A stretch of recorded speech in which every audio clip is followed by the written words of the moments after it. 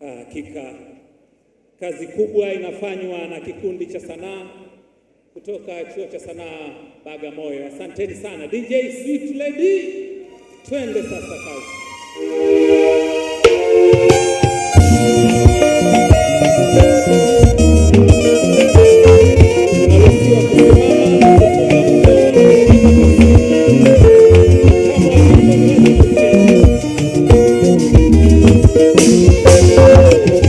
Tumejaliwa sana sisi Tanzania, ngao yetu moja tumeshikilia.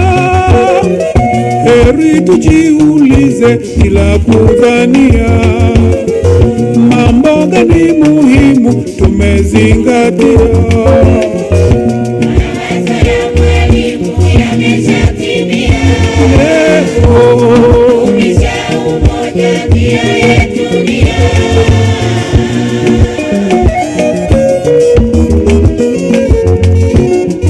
Tumejaliwa sana sisi Tanzania, ngao yetu moja tumeshikilia. Heri tujiulize bila kudhania, mambo gani muhimu tumezingatia. Mawazo ya Mwalimu yameshatimia. Leo Kudumisha umoja ndio yetu nia. Ni wajibu kumshukuru Baba Nyerere, kumsifu kwa furaha wingi wangu.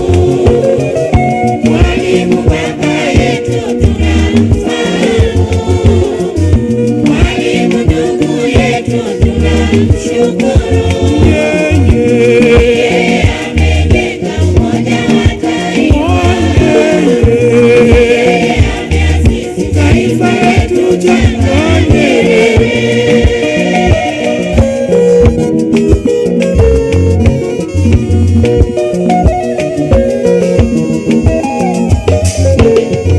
kabla yeye kuanza hali ilitishwa, migongano ya dini hata ukabila. Mwalimu aligundua hapa Tanzania, hitilafu zizikwe liundwe taifa letu. Wananchi wote walizingatia, Hiyo hiyo ndiyo siri ya Tanzania.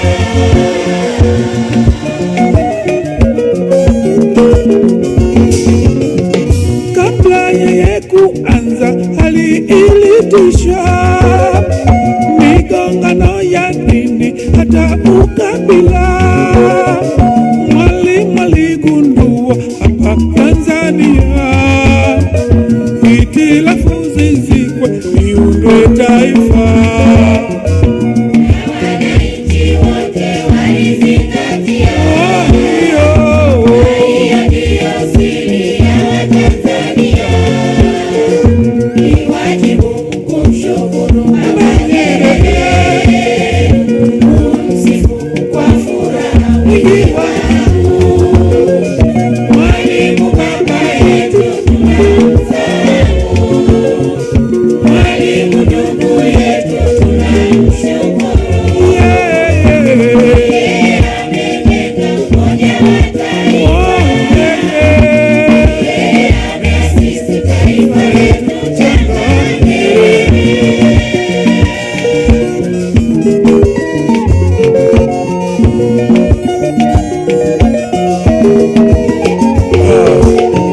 Mwalimu, unaondoka katika dunia hii, lakini fikra na vitendo vyako. Tumejaliwa sana sisi Tanzania, ngao yetu moja tumeshikilia. Heri tujiulize bila kudhania, mambo gani muhimu tumezingatia. Mawazo ya Mwalimu yameshatimia. Leo Kudumisha umoja ndio yetu nia.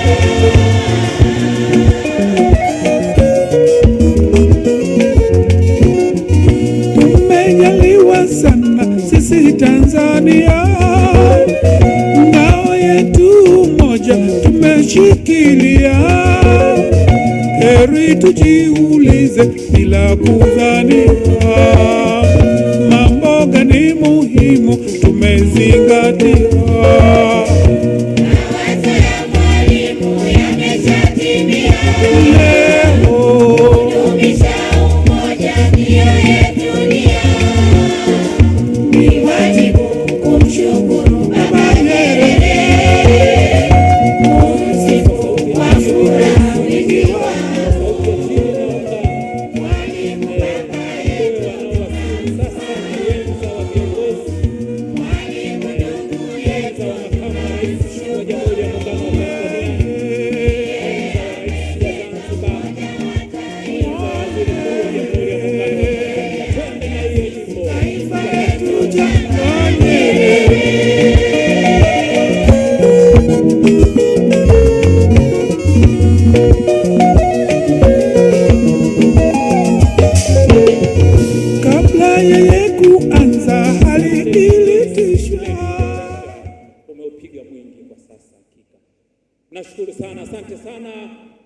wageni waalikwa, mabibi na mabwana, sasa moja kwa moja kutoka katikati ya Tanzania, makao makuu ya serikali jijini Dodoma, tunaelekea kusini mwa Tanzania, kilomita takriban 550 kutoka katikati ya jiji la Dar es Salaam, na kule kwa heshima kubwa ya Mama Hawa Ghasia tunakwenda sasa na ngoma ya Sindimba.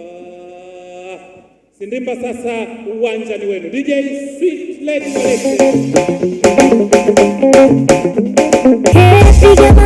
Piga makofi kwa rais wetu. Makofi, piga makofi kwa Mama Samia. Piga makofi kwa rais wetu. Makofi, piga makofi kwa Mama Samia. Tunampenda Samia, tunamzimia Samia, anamchapa kazi Samia, anampenda haki Samia, anampenda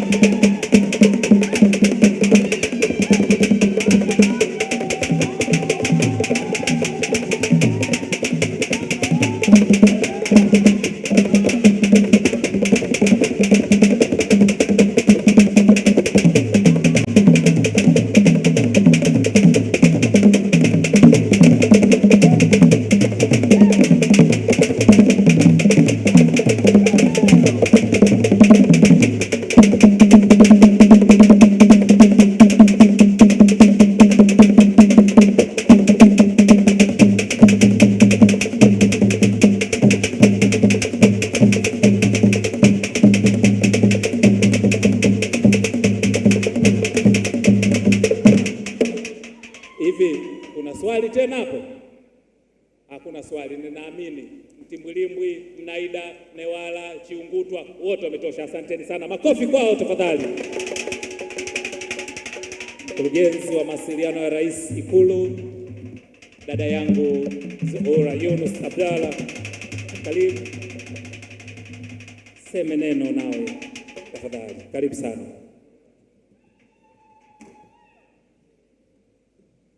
Asanteni sana, karibuni sana wageni wetu. Mheshimiwa Rais ataingia muda si mrefu sana, lakini kabla basi hatujamkaribisha na viongozi wengine, ningependa sana kuwakaribisha watu ambao walishughulika kuanzia mwanzo katika shughuli hii ya Royal Tour, ambao wanajulikana kama kamati ya mpango wa kuipanga Tanzania. Karibuni sana wanakamati, naombeni wakija angalau mwapigie makofi kwa kazi nzuri sana ambao wameifanya. Karibuni sana wanakamati. Wanakamati, karibuni sana wakiongozwa na mwenyekiti Dr. Hassan Abbas. Makofi tafadhali. Hao ndio wanakamati. Ukijiuliza Royal Tour imeshughulikiwa na kina nani? Basi ni hao wakiongozwa na Dr. Hassan Abbas. Karibuni sana.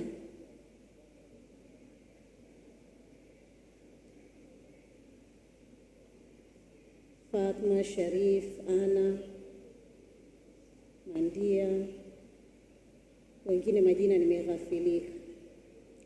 Landina, Juma. Karibuni sana.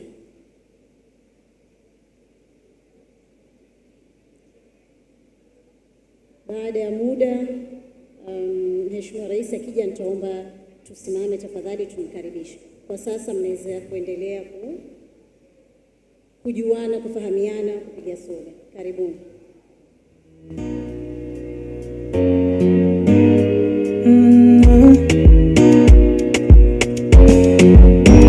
Dunia hii ya Mola is beautiful, and I wish that you came here to see it all. Tanzania hii penzi ina mengi so magical. Tanzanite, that's what I wish that you came here and see it all. Beautiful people, you and me here, we have our greetings like mambo. You say, oh, beautiful people, you and me here, we have our greetings like mambo. And you say, oh, praise you, I guess, welcome home, mgeni wangu, karibu east to west, utaenjoy, penzi wangu. Ooh, be my guest, welcome home, mgeni wangu, karibu east to west, utaenjoy, penzi wangu. Magoloto, Selu, Uzinduzi, waterfalls, Ikulu, Serengeti, umepasikia, udonyolenga, I wish you to see the sunset. Kilimanjaro, umepasikia, Ngorongoro, Mikumi National Park, it's beautiful. Have you heard about Zanzibar? Wageni waalikwa, mabibi na mabwana, waheshimiwa viongozi mlioko, anayeingia ukumbini hivi sasa ni Mheshimiwa Dr. Philip Isdoli Mpango, Makamu wa Rais wa Jamhuri ya Muungano wa Tanzania. Tampokea kwa makofi wakati akiwa anaingia.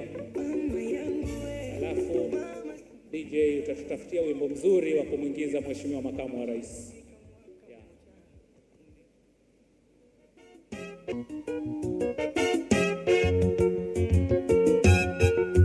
Naomba tusimame tumpokee Mheshimiwa Philip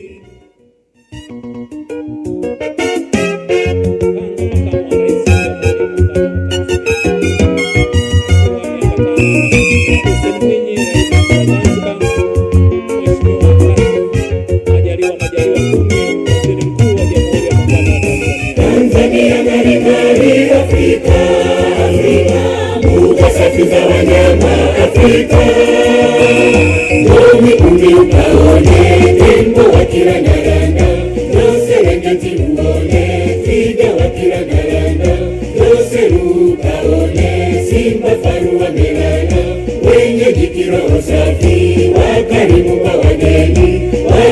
mwakaribishwa mlima Kilimanjaro. Tanzania nchi yangu ninaipenda.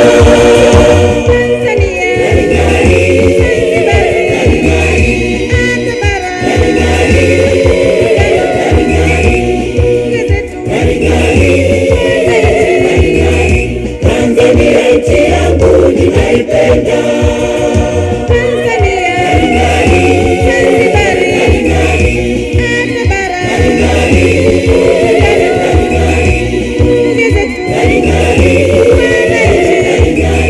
Tanzania nchi yangu ninaipenda. Ukumbi ukaone tembo wakirandaranda, Serengeti uone twiga wakirandaranda, Seru ukaone simba faru wamelala, wenyeji kiroho safi wakarimu kwa wageni, wakarimu wakaribishwa mlima Kilimanjaro. Tanzania nchi yangu ninaipenda.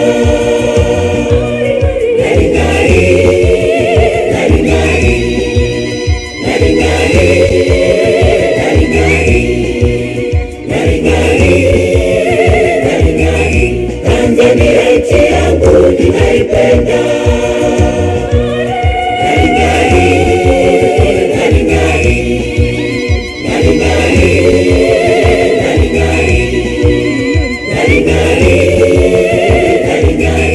Tanzania nchi yangu ninaipenda. Tanzania umebarikiwa.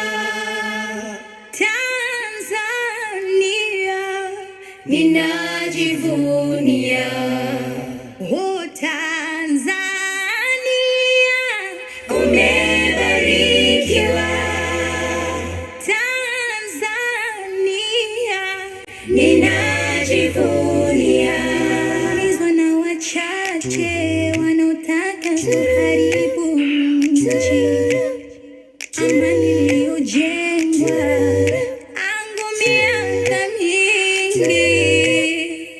Baba wa taifa alisisitiza amani, mshikamano na umoja, hiyo nguzo ya Tanzania. Tanzania umebarikiwa. Tanzania ninajivunia. Oh, Tanzania umebarikiwa. Tanzania ninajivunia.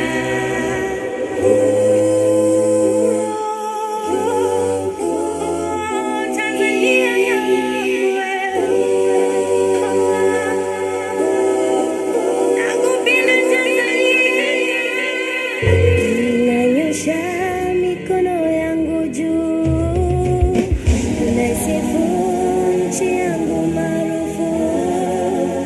Nanyosha mikono yangu juu, naisifu nchi yangu maarufu. Hello, hello Tanzania. Hello, hello upendo wa kweli. Hello, hello Tanzania. Hello, hello mapenzi ya dhati.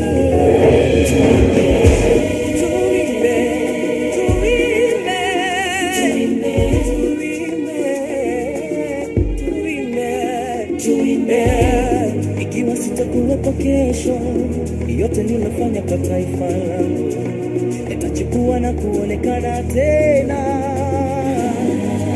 Naisikia moyoni raha ya upendo huu iliyonizunguka kwa ndani ya moyo.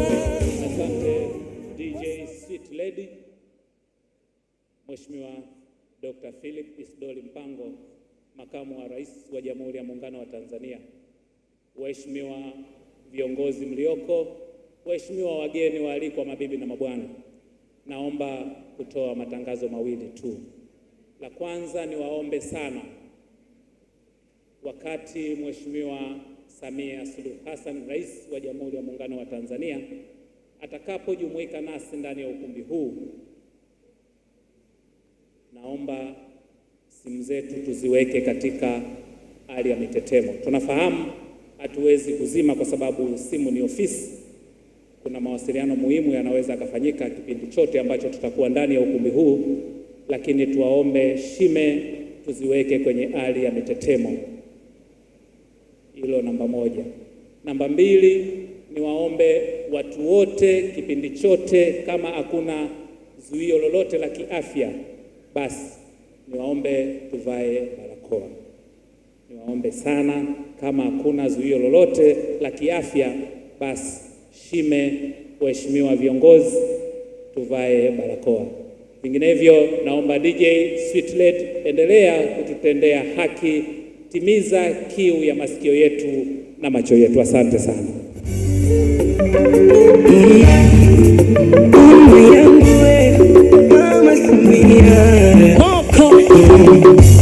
Meshafika mwaka mmoja umemaliza, ila spidi yako imepitiliza, na umetupa viongozi bora, si wa kuigiza. Asante mama, oh, asante mama, umetupa heshima, utakuenzi kwa mapenzi, umejawa hekima sana, umejawa hekima dunia nzima, umetupanga kama treni, umejawa hekima sana, umejawa hekima mama. Rutizi wake shangwe zimakwe, umeupiga mwingi mama, oh mwingi mama.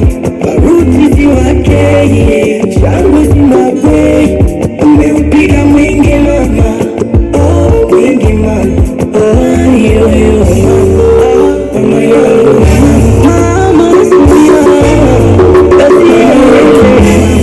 oh Samia mama yo Rais wetu mama Samia. Ajira kwa vijana umeimarisha, royo tu imejipa, umetupaisha. Tanzania miradi leo inamiminika, soko kimataifa tunathamini heshima, utakuenzi kwa mapenzi, umejawa hekima sana, umejawa hekima dunia nzima, umetupanga kama treni, umejawa hekima sana, umejawa hekima mama. Rutizi wake shangwe zimakwe, umeupiga mwingi mama, oh mwingi mama. Rutizi wake shangwe zimakwe, umeupiga mwingi mama, oh mwingi mama, oh yo yo.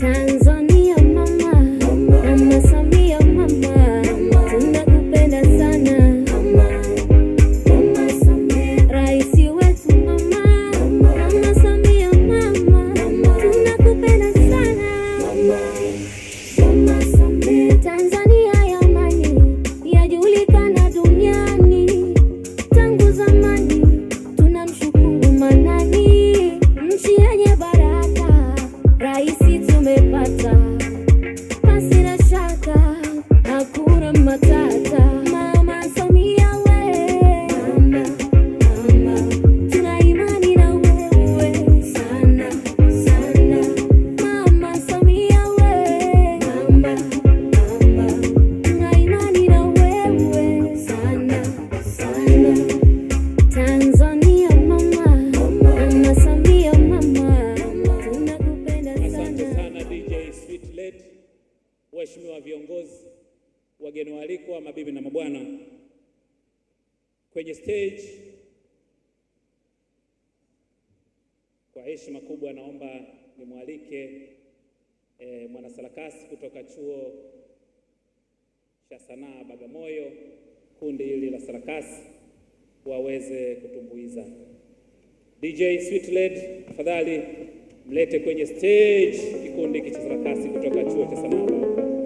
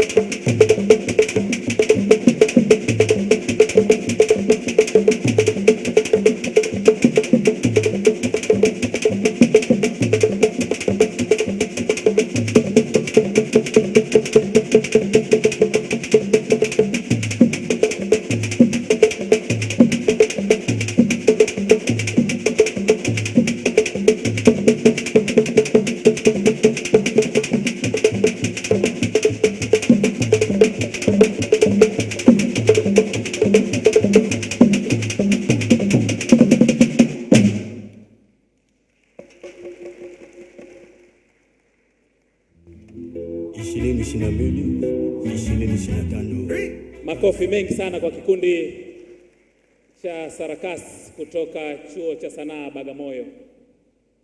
Alifanya hapa ring, alizungusha ring hapa mpaka tukakimbia stage, maana tulikuwa tunadhani kwamba linaweza likachomoka, lakini binti mahiri huyu. Makofi mengi sana kwake.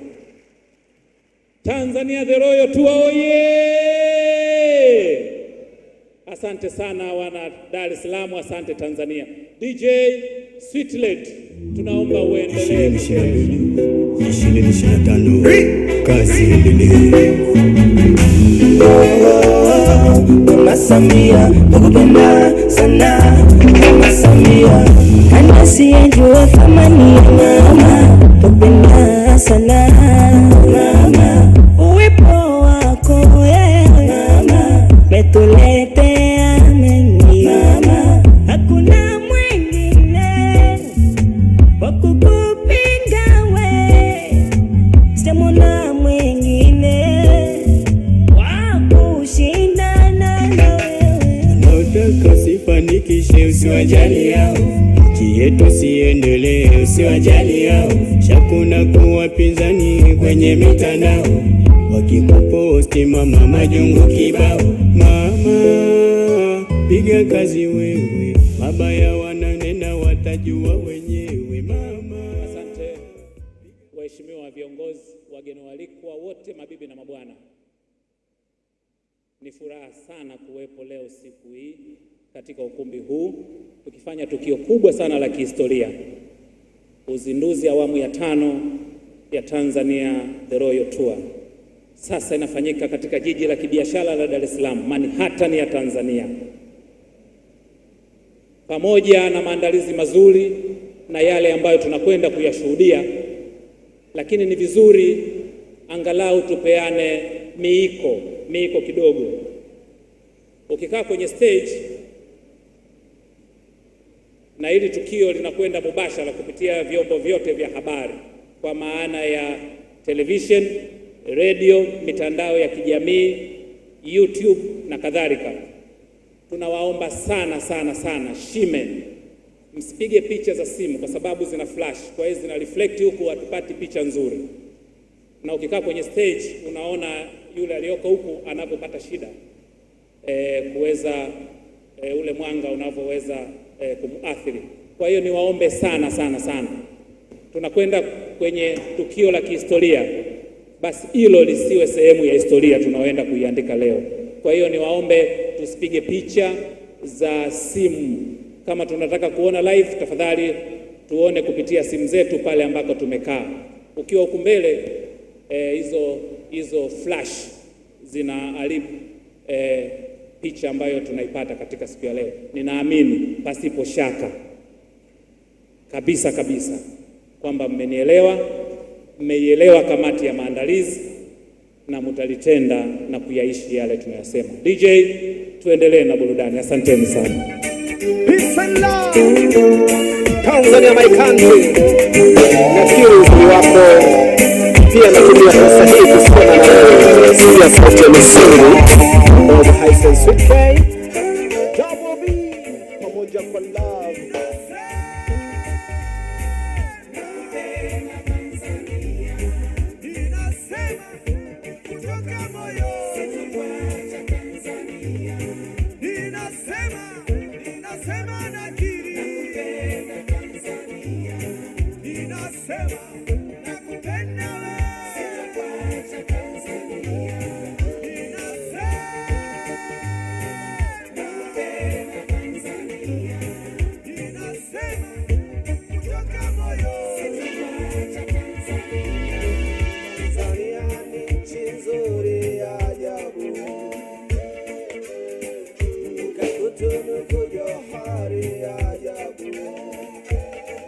Hey, historia yako inatoka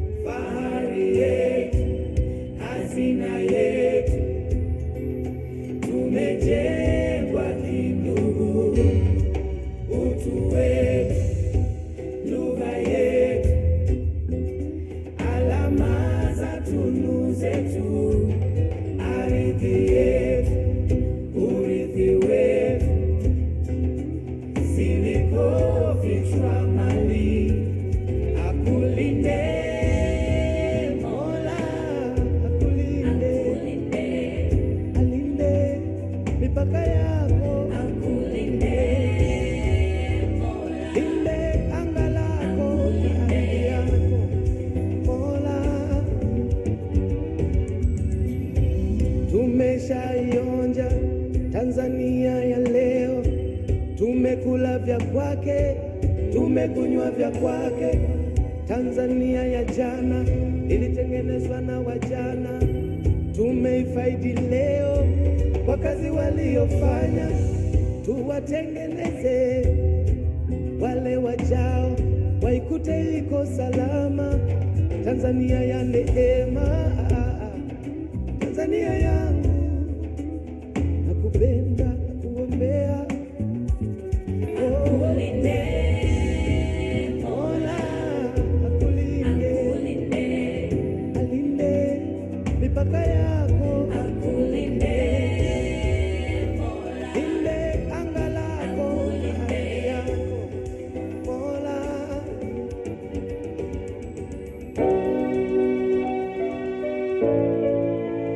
Tazama ramani, utaona nchi nzuri yenye mito na mabonde mengi ya nafaka. Nasema kwa kinywa, halafu kwa kufikiri.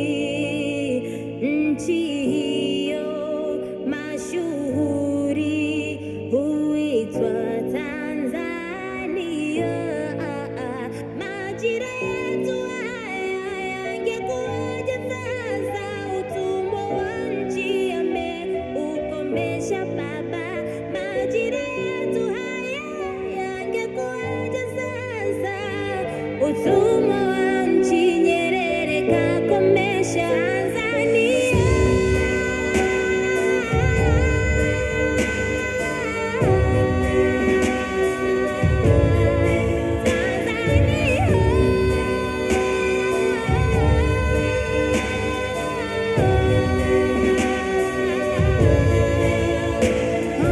Chemchem ya furaha, amani petu maini, kila mara niwe kwako nikiburudika na kupenda sana, hata nikakusitiri, nitalamika kukwacha Tanzania. Majira yetu haya yangekuwaje sasa?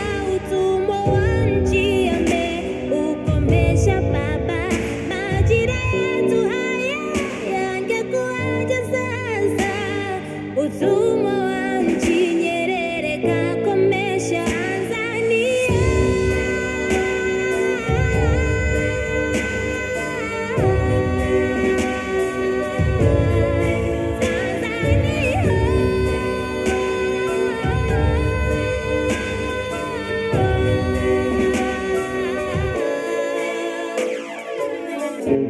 Urafiki wetu uendelee, udugu wetu usiangamie. Tusimame pamoja kwa lolote lile, utaifa tulinde vyovyote vile. Urafiki wetu uendelee,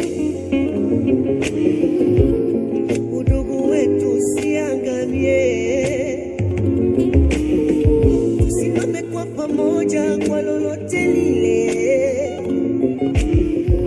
taifa tulinde vyovyote vile. Alichokupa Mungu usikifungie, kiliochafuka na kisikie. Unaweka kucha nywele za saluni ufutie, yatima kafukuzwa kwa mama ntilie. Jukumu langu nawe tungamane, alotupa karima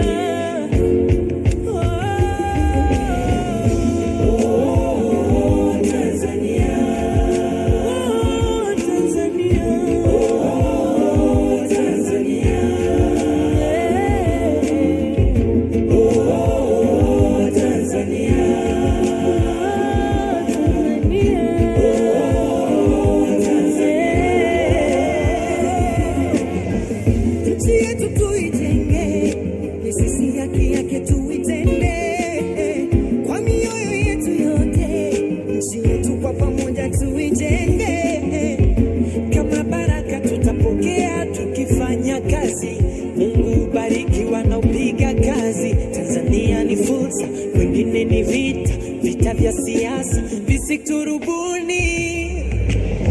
Muda ukishapita haurudi wengine, nchi tuijenge sasa. Mambo yakiharibika ni kazi nyingine, yarudisha kuwa sawa. Utumwa kukana nilipozaliwa na sipo tayari. Najivunia kuwa Tanzania kwa yoyote hali. Taifa langu nijenge Tanzania, wetu tuombe Tanzania. Kama kuzalwa nimezalwa shambani la kuoa nikaoa Zanzibar. Amani yangu nailinda kwa sila kale, daraja mbili wala Somali.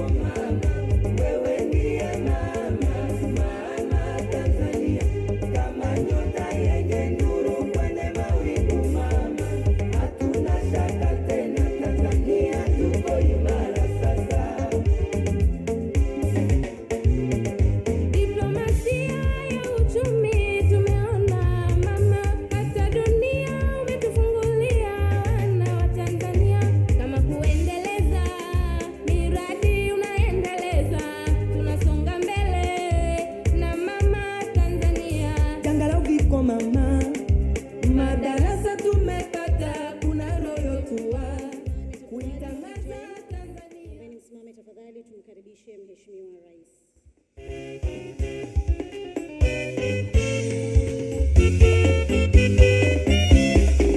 Tuna imani na Samia. Tuna imani na Samia. Samia kweli. Kweli. Samia kweli.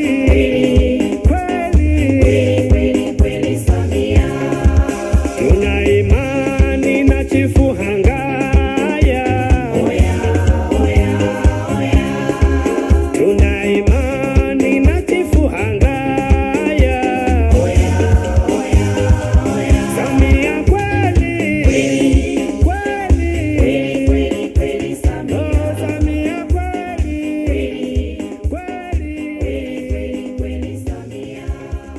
Rais Samia. Naombeni mkae tafadhali.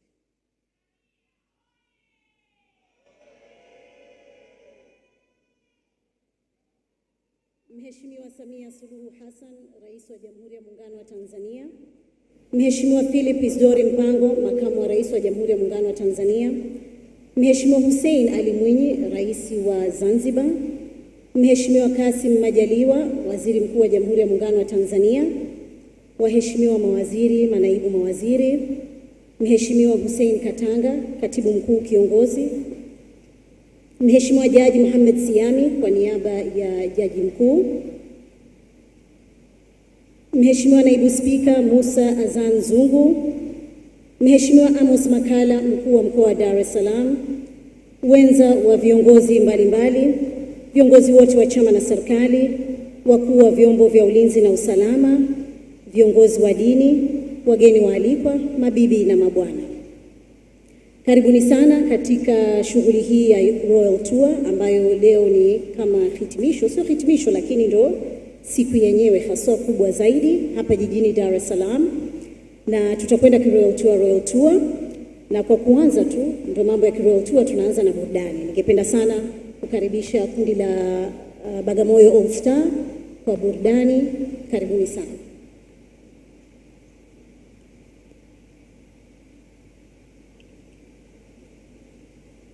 Bagamoyo All Star, karibuni sana.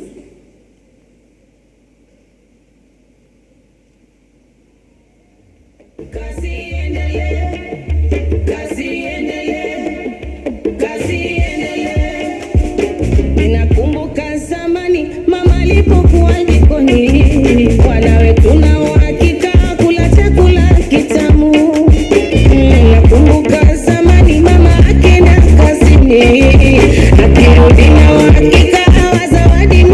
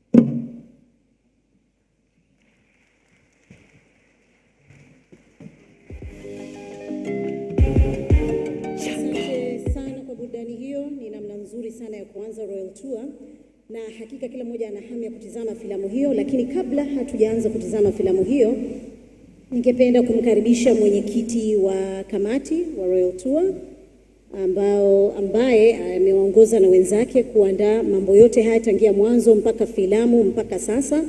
Karibu sana Dr. Hassan Abbas. Makofi tafadhali.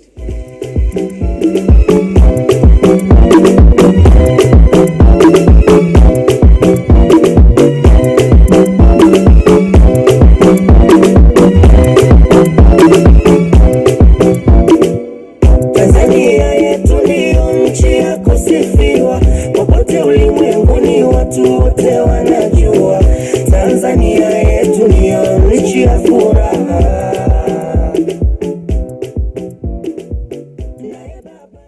Royal Tour oye. Hapana, hiyo sio oye, hiyo ni hoi. Royal Tour oye. Namna hiyo.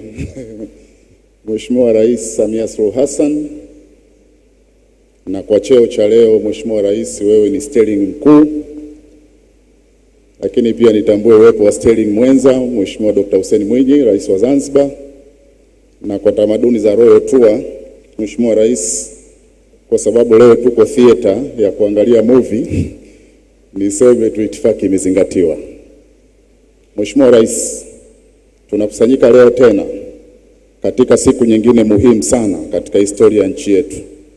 Siku ambayo tunaendelea kuionyesha dunia na taifa hili umuhimu wa kuendelea kuitangaza nchi yetu kwa ukubwa na kwa ukubwa unaostahili.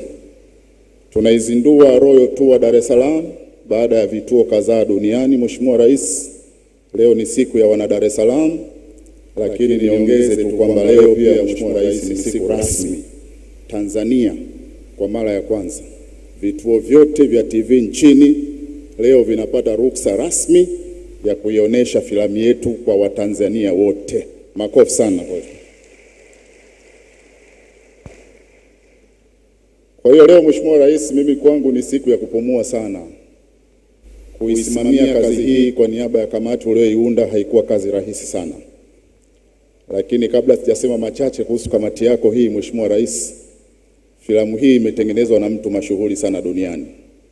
Hata ambao hatujaiona na tulioiona tutakubaliana kwamba kiwango cha uzalishaji wa filamu hii ni kiwango cha Hollywood. Makofi kwa wazalishaji wote. Kwa nayo furaha Mheshimiwa Rais, kabla tujaendelea, leo Bwana Peter Greenberg, mtayarishaji mkubwa wa filamu hii, hatunaye hapa, lakini moja kwa moja amesema ungane nasi kutoka New York, Marekani. Ana mawili matatu ya kuwasalimia Watanzania jioni ya leo. Naomba tujaribu kuungana naye. Wataalamu wangu kule, kama tunaweza kumpata Bwana Peter, tumsikilize kwa salamu zake fupi. Asanteni sana. Good evening, everyone. My name is Peter Greenberg. I'm the executive producer of Tanzania, the Royal Tour. And it is a pleasure and honor for me to speak to you tonight. I'm just sorry I can't be with you in Dar es Salaam. But I want to offer my heartfelt thanks to Her Excellency, the President of the United Republic of Tanzania, Samia Suluhu Hassan. Madam President, thank you so much for being perhaps the best tour guide for your country and for working such long hours in taking me to and through Tanzania. Most of my audience, I'm sad to report, didn't know what Tanzania was before the show. I can confidently tell you they certainly know where it is now. To Dr. Abbasi, Anderson Muta, Vladimir Kalima, Anna Howley, and of course the entire committee that never stopped with their help and support, I owe you my thanks and appreciation. As you know, this show is now airing in the United States. It's online with Amazon Prime and Apple TV Plus, and will be seen by millions in the days, weeks, months, and even years ahead. And now, I'm happy to report it's airing right now in Dar es Salaam for you tonight. So thank you all for coming. And now, please enjoy Tanzania, the Royal Tour. Makofi kwa Bwana Peter. Asanteni sana, ni heshima kubwa ametupa. Amesharejea kwenye majukumu yake, lakini akasema jioni ya leo aungane nasi. Mheshimiwa Rais, mimi niseme tu kazi ya kurekodi filamu hii umeitolea ushuhuda sana, na jana tulikuwa na Dr. Mwinyi Zanzibar, alipata shida sana kujibu swali la kile kipande anachoonekana anavua, ile ndoana alitoa wapi? Yule samaki alimkamataje? Alipata shida sana kujibu hilo swali. Mimi niseme tu kazi ya kurekodi filamu hii haikuwa rahisi sana. Sio kwenu tu, viongozi wetu itifaki ziliwabana, lakini pia kwenye kazi ya kamati sisi tulibishana sana. Wote ni makatibu wakuu, wengine ni wataalamu, lakini kila mtu alitamani kitu chake kiingie. Kwa hiyo kazi haikuwa rahisi sana. Naomba nitoe huu ushuhuda kwenu. Tunachokiona tukipokee, lakini tuna kazi kubwa ya kuendelea kuitangaza nchi yetu. Mheshimiwa Rais, ninaposema kazi haikuwa rahisi, naomba nitambue wanakamati wangu. Wengi hawafahamu. Hawa ndio watu nje ya wewe steering mkuu na steering msaidizi Dr. Mwinyi. Nyuma yenu kulikuwa na wataalamu wengi sana waliosaidia uzalishaji wa Royal Tour. Naomba leo kwa heshima niwatambue.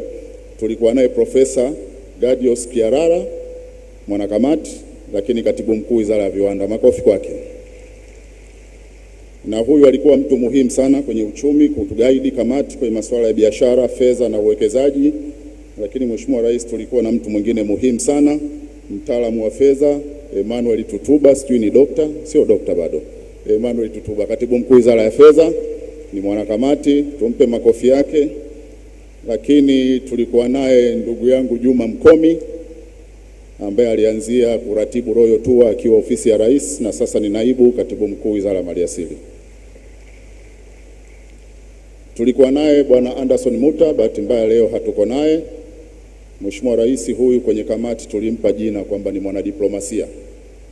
Kila pale mambo yalipokuwa magumu, na waliosoma diplomasia wanajua tofauti ya chapter 6 na chapter 7 kwenye UN Charter.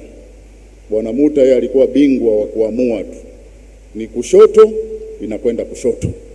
Kama ni kulia, tunakwenda kulia. Kwa hiyo kwenye kamati tulimuita mtaalamu wa chapter 7 ya UN Charter.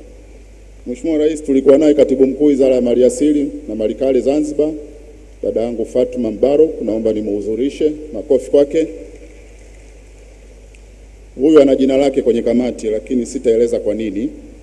Lakini yeye kwenye kamati alikuwa bingwa wa kuongoza kuchomekea kila siku. Hakosi kuchomekea. Makofi kwake. Tulikuwa naye mtendaji mkuu wa TIC Dr. Maduu Kazi. Makofi kwake.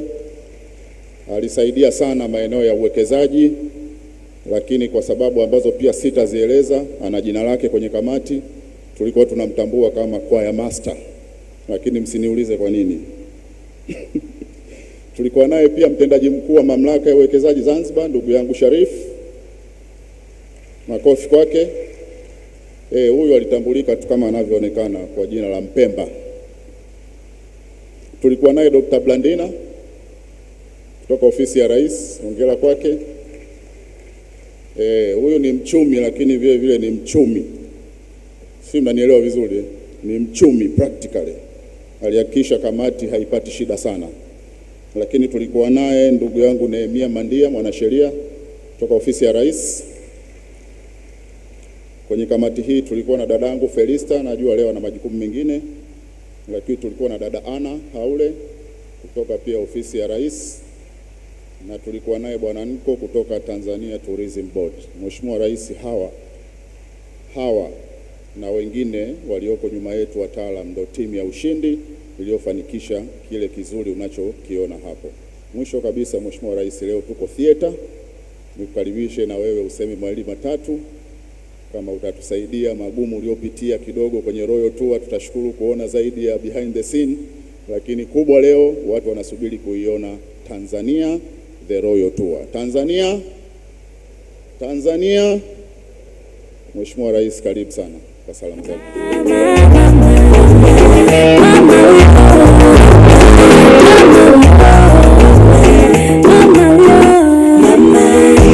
Mama Samia, mama kipenzi cha Watanzania, mama Samia, mama taifa linakuaminia. Kazi endelee, kazi endelee, kazi endelee, kazi endelee. Mheshimiwa Philip Isdori Mpango, makamu wa Rais wa Jamhuri ya Muungano wa Tanzania, Mheshimiwa Hussein Ali Mwinyi, Rais wa Zanzibar na mwenyekiti wa Baraza la Mapinduzi, mwongozaji au tour guide mwenzangu, Mheshimiwa Kassim Majaliwa, Waziri Mkuu wa Jamhuri ya Muungano wa Tanzania, Mheshimiwa Tulia Ackson, Mheshimiwa Spika wa Bunge la Jamhuri ya Muungano wa Tanzania. Hapo nitambue uwepo wa naibu spika kaka yetu wa Zanzungu, mwakilishi wa Profesa Hamis Juma, Jaji Mkuu wa Tanzania, viongozi wa Chama cha Mapinduzi wote mlioko hapa, waheshimiwa mawaziri na viongozi mbalimbali wa serikali na mihimili yote mingine, bunge na mahakama, Mheshimiwa Mkuu wa Mkoa wa Dar es Salaam mwenyeji wetu, na wakuu wa mikoa wengine kama mpo, waheshimiwa mabalozi kutoka nchi mbalimbali na wakuu wa mashirika ya kimataifa, wakuu wa vyombo vya ulinzi na usalama, viongozi wa vyama vya siasa, viongozi wa sekta binafsi na asasi za kiraia, viongozi wa dini mliopo nasi, wasanii na wanahabari mliopo, wageni waalikwa, mabibi na mabwana, Jamhuri ya Muungano wa Tanzania. Ndugu zangu, kwanza nimtangulize Mwenyezi Mungu mtukufu na tumshukuru kwa kutujalia uzima na kuweza kukutana hapa leo, lakini pia kutuwezesha kufanikisha kazi tuliyoifanya kwa muda mrefu, tukaisubiri kwa muda mrefu. Leo Mungu ametuafikisha, tayari tunaiona hapa Dar es Salaam, pamoja na kwamba imeshaonekana maeneo mengine. Kwa kweli lazima nikiri kuwa kazi mtakayoiona haikuwa rahisi, na hapo tulipofikia tumejitahidi kweli kweli, lakini kwa uwezo wa Mwenyezi Mungu na juhudi zetu, mimi na nyinyi tumeweza kuifanikisha. Napenda kuwashukuru pia waheshimiwa viongozi wote wa serikali, bunge na mahakama, chama chetu cha Mapinduzi na vyama vingine vya siasa, sekta binafsi na makundi mbalimbali, wakiwemo viongozi wa dini, wasanii, waongoza utalii, vyombo vya habari na wote ambao wameweza kuunga mkono juhudi za safari ya Royal Tour kwa kadri walivyoweza. Kuna wengi waliotoa michango mikubwa ya kifedha moja kwa moja au mbadala kupitia njia kama vile chakula na cha hisani, pamoja na mafuta ya magari ambayo tulikuwa tukitembelea, na kuna wale waliotupa makazi kwenye maeneo kadhaa ambayo tulifika na kulala. Wote nawashukuru sana sana, lakini pia wadau mbalimbali na Watanzania wote kwa ujumla kwa jinsi walivyojitolea katika uandaaji wa filamu hii. Wadau walitoka katika sekta za utalii, uwekezaji, viwanda, biashara, fedha, huduma na kadhalika, na kwa pande zote za Jamhuri ya Muungano wa Tanzania. Kwa muktadha huo, napenda nitoe shukrani za kipekee kwa Dr. Hussein Ali Mwinyi, Rais wa Zanzibar na mwenyekiti wa Baraza la Mapinduzi, lakini pia co-steering mwenzangu ambaye jana ilikuwa zamu yake kuionyesha pale Zanzibar, na naomba nikupe hongera mheshimiwa, mambo yalikuwa mazuri pale Zanzibar. Aidha, nawashukuru sana waandaji wa filamu hii, haswa Peter Greenberg kama tulivyomuona na timu yake ikiongozwa na John Face, kwa kutengeneza kazi hii kubwa na ya kipekee ambayo taifa yetu itaendelea kujivunia kufuatana na ubora wake wa kimataifa. Pamoja na kazi kubwa kwa watayarishaji, napenda kuishukuru pia kamati maalum ikiongozwa na wataalamu wetu wa ndani ambao nao wametimiza wajibu wao vilivyo. Walikuwa pilikani usiku na mchana kuhakikisha kazi hii inakamilika kama ilivyokusudiwa na kwa ubora ambao taifa na dunia tunaushuhudia sasa. Ndugu zangu, kazi hii ilianza kama wazo kutoka kwa ndugu zetu diaspora walioko Marekani wakiongozwa na ndugu yetu John Mashaka, lakini aliweza kuwashawishi pia kampuni ambayo imefanya shooting ya film hii, wakaja kwetu na kutueleza, nasi tukaona ni wazo zuri, tukasema tulitekeleze. Hivyo basi tarehe 3 Mei mwaka jana 2021 nilikutana na wadau wa sekta binafsi na kutangaza azma au nia ya kuifungua Tanzania, na nikataja njia kadhaa za kuifungua Tanzania mojawapo ikawa hii ya Royal Tour. Lakini tarehe 26 Juni mwaka jana 2021 nilifanya kikao cha 12 cha baraza la TNBC, Baraza la Biashara Tanzania, na niliomba wanabaraza waniunge mkono katika kuendelea na mradi huu. Tarehe 23 Agosti mwaka jana nilifanya chakula cha hisani usiku na kuita wale wote niliowaomba waniunge mkono ili tuje kuchangia sasa. Na michango ilikwenda vizuri. Tulikuwa na target ya kukusanya bilioni 20, lakini kwa uwezo wa Mungu tulipata ahadi za bilioni 19 na milioni 39. Lakini jumla ya makusanyo, hizo zilikuwa ahadi, jumla ya makusanyo ilikuwa ni bilioni 12 milioni 759. Na sekta zilizochangia ni uzalishaji, uwekezaji, uzalishaji na biashara, sekta ya fedha na sekta ya utalii. Lakini hawa walipitia mabaraza yao.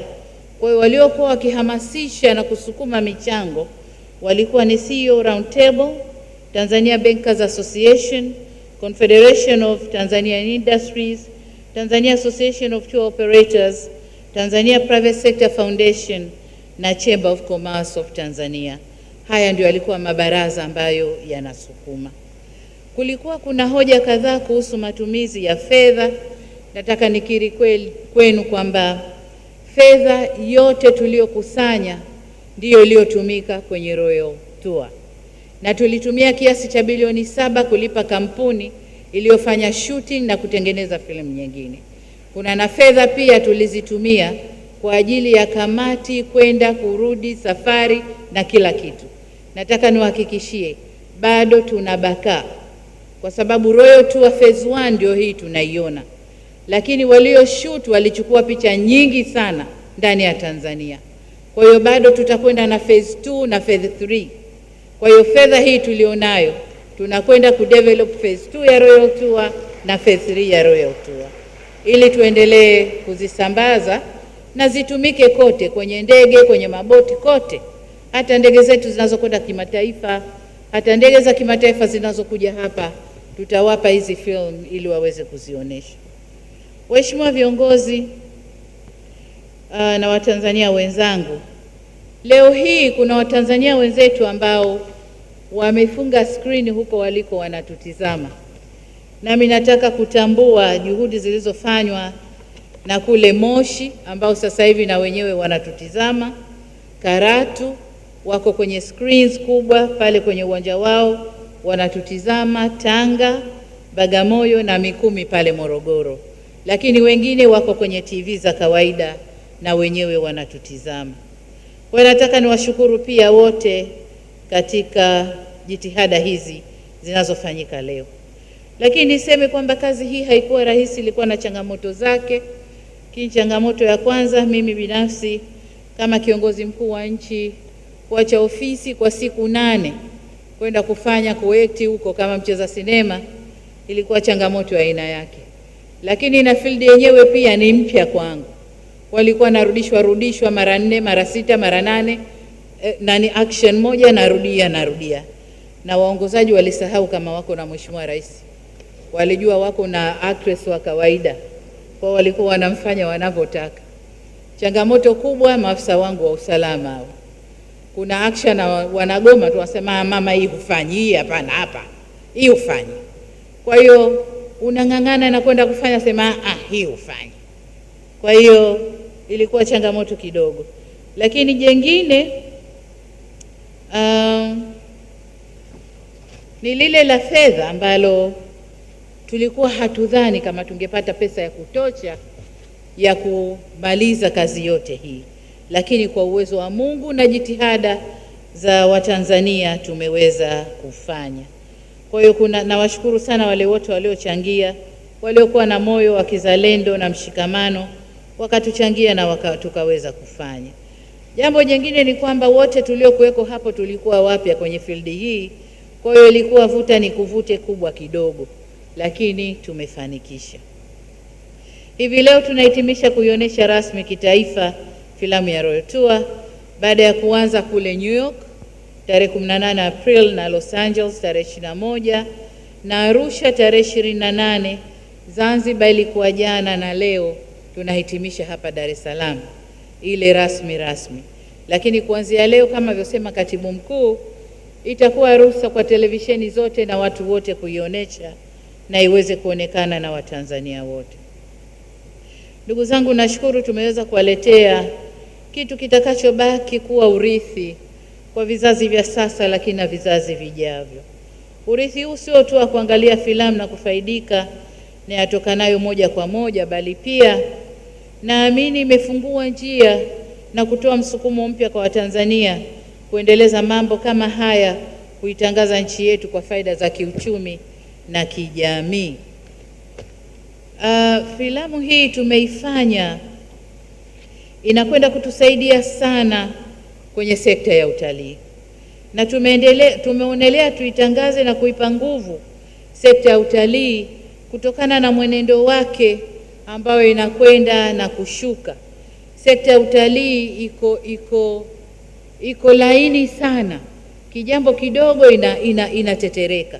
Kwa hiyo tumeona basi tuipe nguvu kuitangaza, na kwa sababu sekta ya utalii ndani ya Tanzania imeajiri 4.5% ya Watanzania, lakini pia utalii ulishuka wakati tulipokuwa na pigo lile la COVID, ulishuka kwa 27%, na watu 412,000 walipoteza ajira zao.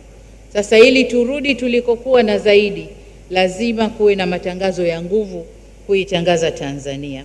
Kwa tukaona tuitangaze Tanzania, lakini chengine kilichotusukuma kuitangaza kwa nguvu Tanzania, kwamba wote tunajua hasa kwenye maeneo ya utalii kama Arusha na Zanzibar, inapokuwa tu low season unaiona kabisa miji imejiinamia, na ukiuliza vipi, mbona watu naambiwa ni low season, utalii hakuna, kwa hiyo kazi zimepungua. Na Arusha ni hivyo hivyo. Tulivyokuwa na COVID, watu wa Arusha walionja joto ya jiwe kwamba utalii hakuna, maisha yalikuwa sio maisha haswa.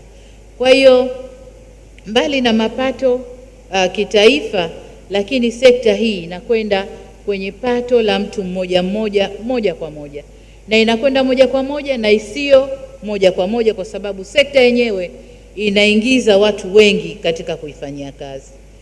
Sekta hii kabla ya uviko 19 mwaka 2019 tulikuwa na watalii 1,127,230 ambao walileta nchini kama dola bilioni 2.6 au Tanzania shilling trilioni 5.6. Mwaka 2020 walishuka watalii na mapato pia. Tulipata watalii 31,000, karibu 60,000.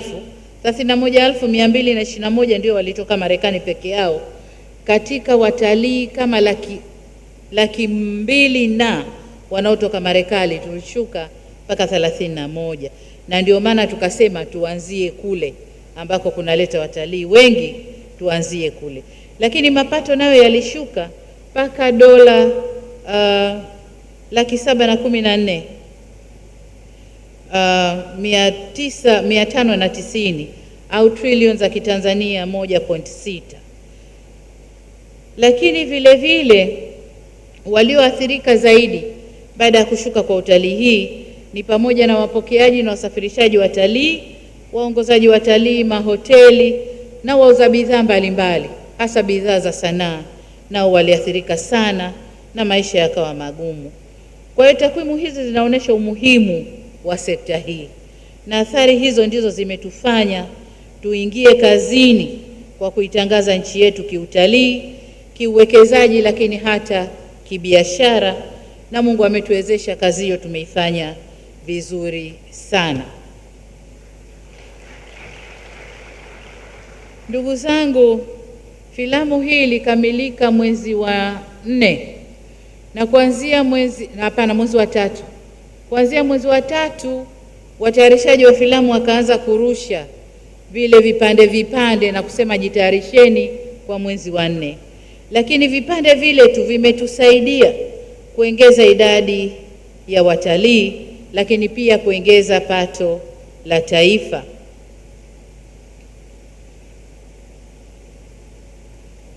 Tukiziangalia takwimu katika kipindi cha mwaka 2021, sekta hii ilianza kuonesha matumaini mapya, ambapo idadi ya watalii wa kimataifa iliongezeka kwa asilimia 48.6 kutoka watalii 620,867 mwaka 2020 hadi watalii 922,692 mwaka jana.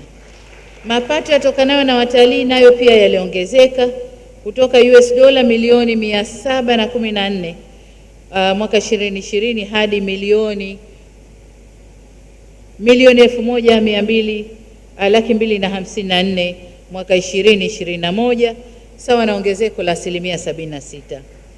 Aidha, idadi ya watalii wa ndani waliotembelea maeneo ya hifadhi pia iliongezeka kutoka watalii 562,549 mwaka 2020 hadi watalii 788,933 mwaka jana, ikiwa sawa na ongezeko la asilimia 40 ya utalii wa ndani. Vile vile mapato yatokanayo na utalii wa ndani yaliongezeka kutoka bilioni 9.7 mwaka 20 hadi bilioni 12.4 mwaka 2021, sawa na ongezeko la asilimia 28.8. Kwa upande mwingine, mawakala wa utalii zaidi ya 30 kutoka nchi za Marekani, Ufaransa, Lithuania, Bulgaria na wengine wamehamasika kutembelea Tanzania ili kujionea vivutio mbalimbali vilivyopo kwa lengo la kuvitangaza katika nchi zao kimataifa. Na kwa mujibu wa mtandao wa TripAdvisor, Tanzania ina hifadhi 3 katika orodha ya hifadhi 25 bora duniani, ambapo hifadhi ya taifa Serengeti ni ya kwanza, nyingine ni Kilimanjaro na Tarangire. Hata mtandao The Grill umeitangaza Tanzania kuwa kivutio cha kwanza cha utalii barani Afrika kwa mwaka huu wa 2022. Sasa ni kutokana na yote hayo ndio maana tumeendelea na juhudi hizi kutengeneza filamu na kutengeneza ile phase 2 na phase 3 na kuendelea kuzisambaza duniani ili tuvute wageni zaidi. Ndugu zangu, nimefanya mikutano kadhaa na giants wa sekta ya utalii, nao pia baada ya kuona ile film wako tayari kuja. Lakini filamu ile pia imeonesha hali ya mazingira ya Tanzania, msitu wa Tanzania, na tayari tumeshapokea maombi ya watu wa carbon credit kuja kufanya tathmini ya msitu wote waliouona, msitu wote wa Tanzania, ili tuanze kuvuna fedha za carbon credit zitakayotokana na pande huo. Kwa upande wa biashara na uwekezaji, kama mnavyoona kwamba tunajitahidi kwenda huku na kule, na watu wanavutika kuja kuwekeza ndani ya nchi yetu. Kwa upande mwingine, tumefanya mazungumzo na watu wa sekta hii ya filamu, ambapo tayari yule aliyekuwa producer wa filamu hii Bwana John Rais tayari alishaanza kufanya makongamano hapa Tanzania na kuonesha njia kwa sekta ya sanaa na filamu na jinsi ya kwenda nao kuwasaidia. Lakini tulipokuwa California pia tulikutana na giants wa filamu, na kama mnavyojua pale Los Angeles tulikwenda kuonesha pale Paramount Studios, tulikwenda kuonesha Royal Tour. Kwa hiyo tulikuwa na mazungumzo na watu wa sekta ya filamu, nao pia wako njiani kuja Tanzania kuja kukuza sekta hiyo ifanywe kwa sifa za kimataifa ili tuweze kuuza nchini. Nimeamua niyataje hayo madogo ambayo yameanza kuonesha matumaini yanayotokana na filamu hii. Ndugu zangu, mategemeo yangu ni kwamba baada ya kuonesha filamu hii, Tanzania tutajitayarisha sasa kupokea ugeni mkubwa na wageni wengi ndani ya nchi yetu. Na ninaposema tujitayarishe, si tu wenye mahoteli.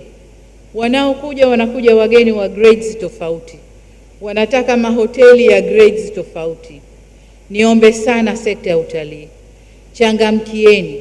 Wawekezaji wanakuja, wanataka kujenga mahoteli, wanataka kufanya marekebisho ya mahoteli. Changamkeni kwenye changamoto, mziondoe haraka haraka. Muwape ruhusa wajitayarishe. Wageni wanapokuja wakute mahoteli yako tayari. Wapokeaji wageni kwa upande wenu, nanyi mjitayarishe kuweka magari mazuri, kuweka magari yale yenye umadhubuti ya kuja kuwapokea wageni. Watu wa airport tutakaopokea wageni kwenye airport au mabandarini, tuwe wazuri kupokea wageni wetu. Zile sifa walizoziona tulizozitaja kwenye filamu hii, wakija wakute ndizo sifa ziliko. Wakati nasema katika maeneo mbalimbali, nilisifia sana ukarimu na uzuri wa Watanzania. Kwa hiyo naomba muoneshe ukarimu na uzuri wa Watanzania wageni wetu watakapokuja. Kwa ujumla, tunapaswa kujitayarisha. Tunategemea tutapokea wageni wengi sana. Tunapaswa kujitayarisha. Kwa hiyo watu wa sekta ya utalii na watu wa sekta nyingine, tushirikiane kuhakikisha kwamba tunakaa vyema. Wageni wanapokuja tuliowaambia waje wakute hayo ambayo tumewaambia. Kwa kumalizia, nirudie tena kuwashukuru sana wadau mbalimbali na Watanzania wote kwa kuniunga mkono na kujitolea kwa hali na mali katika kufanikisha uandaaji wa filamu hii. Kamati yangu na sisi viongozi tumejitoa ili kufanikisha upatikanaji wa filamu hii ambayo itaongeza idadi ya watalii, lakini pia itavutia uwekezaji na biashara ndani ya nchi yetu. Kutokana na mafanikio yanayozidi kujitokeza, filamu hii ya Royal Tour mnayoiona leo ni mwanzo tu. Kama nilivyosema, kuna phases nyingine zitakuwa zinatengenezwa. Lakini nirudie tena kumshukuru sana tour guide mwenzangu, Rais wa Zanzibar Dr. Hussein Ali Mwinyi, na msemo wake maarufu wa yajayo yanafurahisha. Kwa hiyo naomba tufanye yajayo yafurahishe. Baada ya kusema hayo, niwaambie Jamhuri ya Muungano wa Tanzania, haya tukae tayari kuangalia the Royal Tour. Asante sana.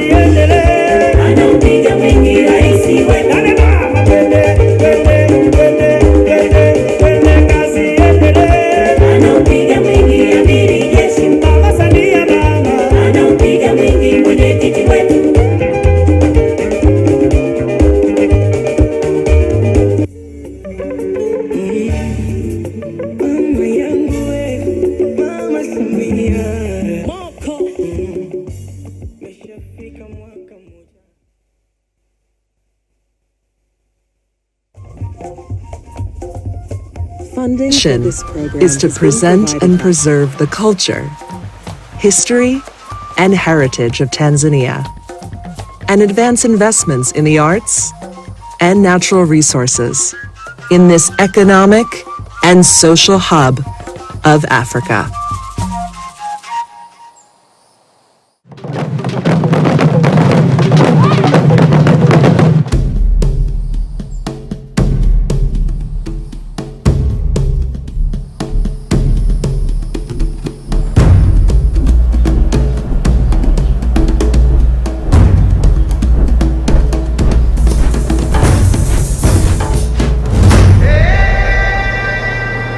Prepare yourself for an epic adventure through a land inhabited by peoples who cling tightly to ancient traditions, while their fellow countrymen freely embrace the marvels of modern life. It's a place that lays claim to being the cradle of all mankind and boasts of fabled spice islands of rare beauty that reveal both a dark past and a shining example of how people of differing traditions can live together in peace and friendship. And on this trip, you'll sleep under the ocean, soar over the loftiest peak on this vast continent, float just above the reach of magnificent beasts, and descend deep underground in search of rare, precious gemstones found nowhere else on Earth. And our guide on this special journey is someone who knows this country better than most. She's explored its expansive terrain, talked to its many peoples, and championed their dreams. She's a woman who's lifted herself from humble beginnings and overcame cultural challenges to confidently lead this country onto the world stage at a critical time in its development. Her name is Samia Suluhu Hassan, and she is the President of Tanzania. So buckle up. For the next hour, we're going on an exclusive inside the security bubble trip with this sitting head of state as she shows us her country as only she can. I'm Peter Greenberg, and this is Tanzania, the Royal Tour.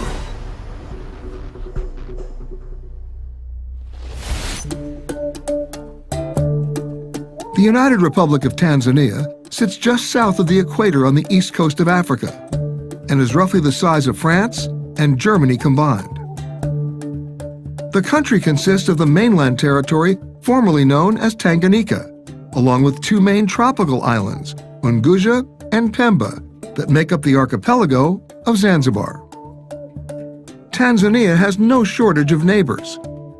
Kenya and Uganda to the north, Rwanda, Burundi, and Democratic Republic of Congo to the west, and Zambia, Malawi, and Mozambique to the south. But at the heart of this country of almost 60 million people is its largest city, Dar es Salaam. A number of years ago when I first visited Dar, as the locals call it, it seemed like a quaint colonial backwater. Today, it's a modern, bustling city on the move, and it's where I begin my tour. The president asked me to meet her at Ikulu, Tanzania's State House.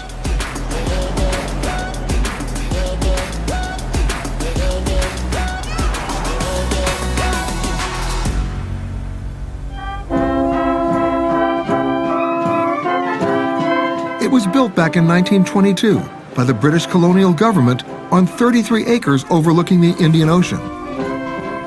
The grounds are teeming with wildlife, and the State House blends African and Arabian architecture. It's a regal bearing.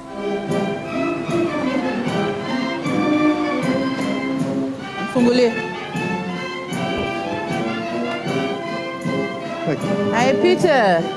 Welcome to Tanzania. Madam President, thank you so much for having me. Nice having you here. Nice having me here. Please, Yeah. welcome. What a beautiful State House. I understand it's an accepted cultural practice that most Tanzanians refer to the president as Mama Samia, but I'm still more comfortable calling her... Well, Madam President, first of all, again, thank you for having me to your country. You're welcome. I'm assuming you never expected to be sitting here. You're absolutely right. I never expected that one day I'm going to be a president of this country. President Samia had been chosen by the former president, John Magufuli, to be his running mate. In March 2021, Just 5 months after she was sworn in as vice president, President Magufuli unexpectedly died while in office. Then, according to the Constitution, I was next, and I became the president.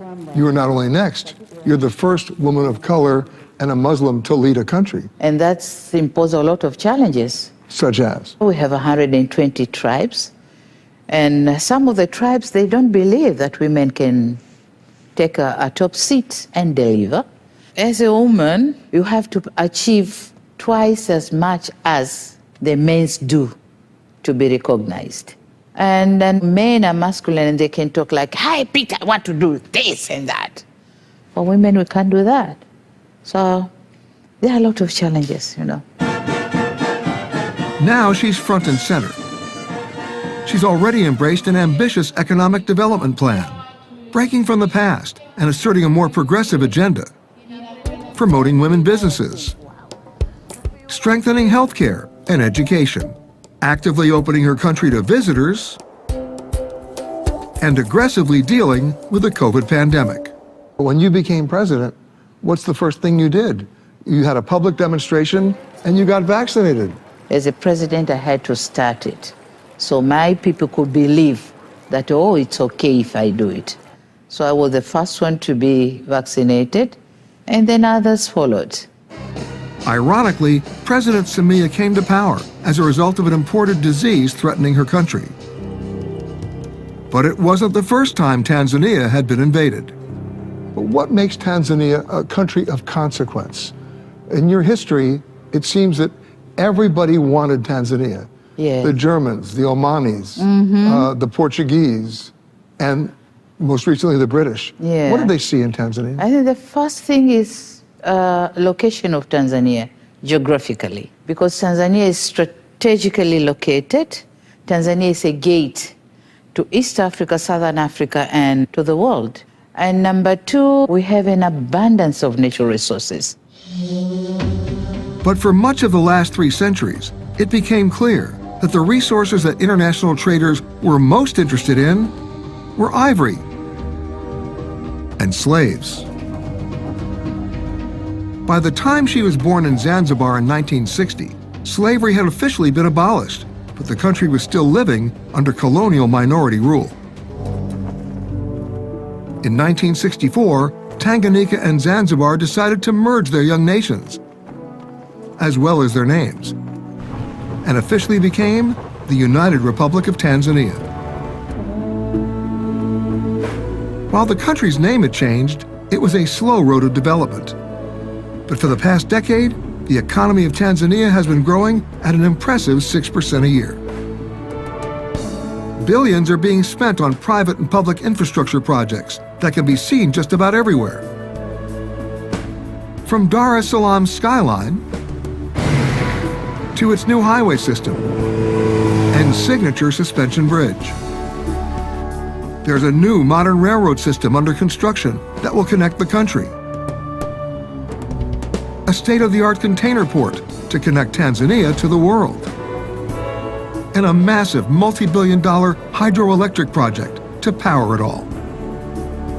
And it's all happening against the backdrop of one of the biggest economic drivers in the world, travel and tourism. Which brings me to a key question.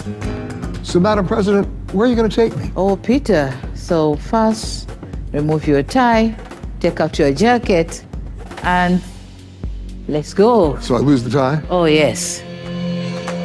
The first stop on the royal tour, the exotic islands of Zanzibar. It's an archipelago that sits about 50 miles offshore, and it's considered a semi-autonomous region of Tanzania. It consists of 2 main islands, Unguja to the south and Pemba to the north. The very names connote romance, intrigue, and history. And President Samia is the perfect guide here, because Zanzibar is where she was born. So we set out on foot in a historical quarter of Zanzibar known as Stone Town. Stone Town stands on a small triangular peninsula jutting out into the Indian Ocean. And while it was first settled by the Portuguese in 1560, the place has a decidedly Arabic feel to it, and for good reason. For about 2,000 years, the trade winds regularly brought sailing dhows filled with spices, cloth, and ceramics from throughout the Indian Ocean. But it was the Arabs who dominated trade on the East African coast. They called this place the land of the blacks, or Zanzibar, which became Zanzibar. And it was a fitting name, because the Arab merchants would fill their boats not only with gold and ivory, but also with captured African slaves. And they were doing this 1,000 years before the slave trade even began in the Americas.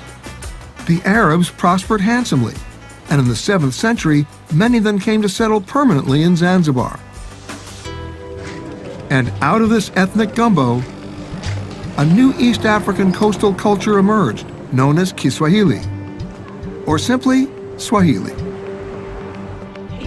And with it came a signature greeting. Assalamu alaikum. Wa alaikum assalam. How are you? I'm fine. Along with a unique blend of architecture. Look at this wonderful door. Wow. You see it? It's amazing. So it's a mixture of Arabic and Indian crafting. Wow. Beautiful. Yes. Stone Town has been recognized globally as a UNESCO World Heritage Site. That's a point of pride for the locals. But I gotta warn you, it can be a confusing labyrinth. The narrow streets. Yep. They were never built for cars. Yeah. Really is an elaborate maze. I never use a map here. I prefer to almost walking around aimlessly. Getting lost here is just part of experience. Hi. Hi, guys. This way. Oh, look at this alley. Wow. But you know, my favorite thing I used to do in Stone Town was just people watching in Joe's Corner, because the history of Zanzibar is literally told through the faces of our many different people here.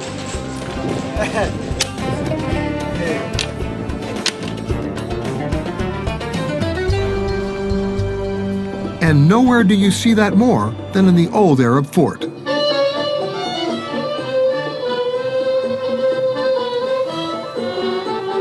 So, Peter, do you hear that music?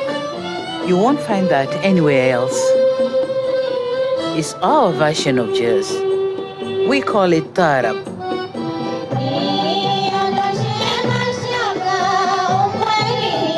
It fuses African, Arabic, and Indian musical influences. And it's always brought all the cultures together here.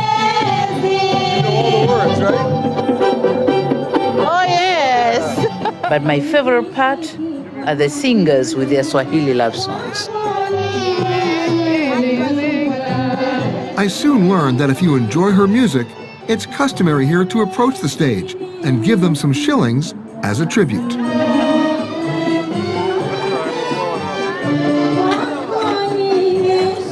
And when the concert's over and darkness starts to fall, another show takes place. Just outside the fort, in what's known as the Forodani, or People's Garden. I like to look out at the sea as the dhows return home and watch the lovers stroll arm in arm along the waterfront.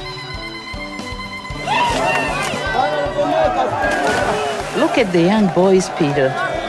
They are showing off their bravery by running and jumping and diving off the seawall into the ocean. It reminds me of my childhood.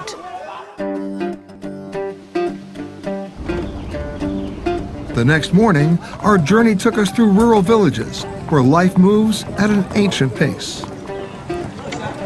To where the road ends, at a sleepy fishing village called Kizimkazi. It's a place where some things haven't changed in 1,000 years, where art is made from whatever you can find.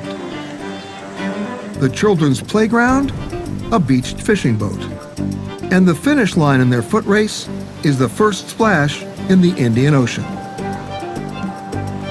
And it is near here where the president was brought up in an even simpler world.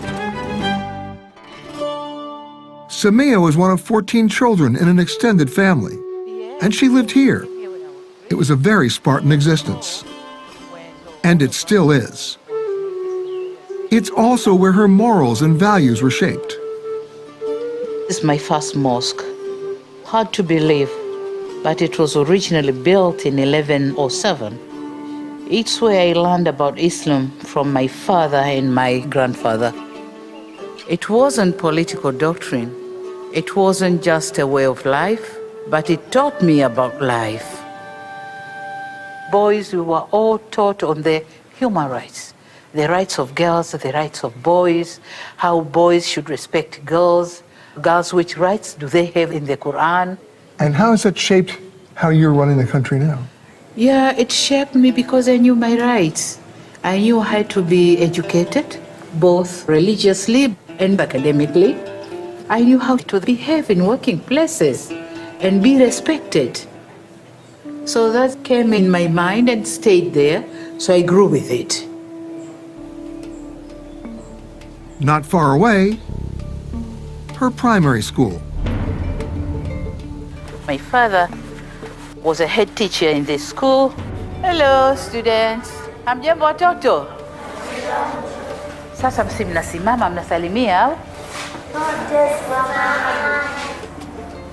Mimi ningekubali leo nisingekuwa rais. Kwa hiyo msikubali, sawa? Haya. So what did you just ask them? Yeah, I was just telling a story of a small girl who studied in this school and went ahead and now she's a president. So I was telling them that this is not a simple task. They have to study hard. So you study English here? Who is ready to answer my questions? Just simple one, just simple one. Stand up. Which is your favorable subject? Maths. So you like mathematics? Oh boy. That's good. Okay, I've got one. How many want to be president? Nani wanataka kuwa marais? Ah, you got trouble. Yes. You got competition here. Yeah. But clearly, at this age, there's at least one goal much more important than holding the country's highest elected office. And that's recess.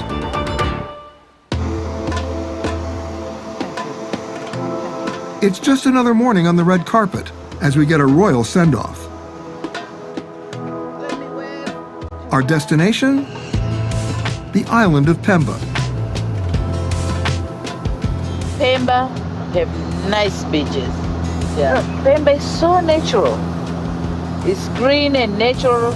I can say it's a virgin island. There hasn't been much development. But that's the beauty of it. Oh, yes. Asanteni sana. After we touch down, it's Pemba's turn for that receiving line. And soon, we find ourselves on a pristine beach on the north end of the island. The temperature? Absolutely perfect, but the winds are kicking up. Even the local fishermen seem to be sitting this one out until things calm down a bit. But the president is determined to fish, so we board anyway, with enough security detail for 2 presidents. The captain quickly prepared the boat, and we headed out. Joining us on board is the president of Zanzibar, Hussein Mwinyi, and Mariam, the first lady. There are actually 2 governments in Tanzania. The president of Tanzania is the commander-in-chief of the armed forces and wields broad federal powers, while the president of Zanzibar is in charge of the affairs here in the islands. But today, no politics, just fishing. So the thing is, you don't catch a lot of fish, but you like to eat a lot of fish. Oh, yes. Oh, yes. So now we have to be patient and wait. Yes. So how much patience and how much waiting? Turns out that when you're with the president, you actually don't have to wait that long. Whoa, whoa. What is Yeah. You think you have caught one? I think I got one. Ow, my. Whoa. Let me see. He doesn't want to play. Oh. Whoa. Oh, mine is too heavy. Pick up. Would you give me a hand? Yeah. Oh my God. Yeah. It is that. It's heavy. It's bigger. Ooh. The biggest one is mine. The biggest one is for the president. Wahoo, wahoo. I've done it. I caught it. What is it? Wahoo. Wahoo to you.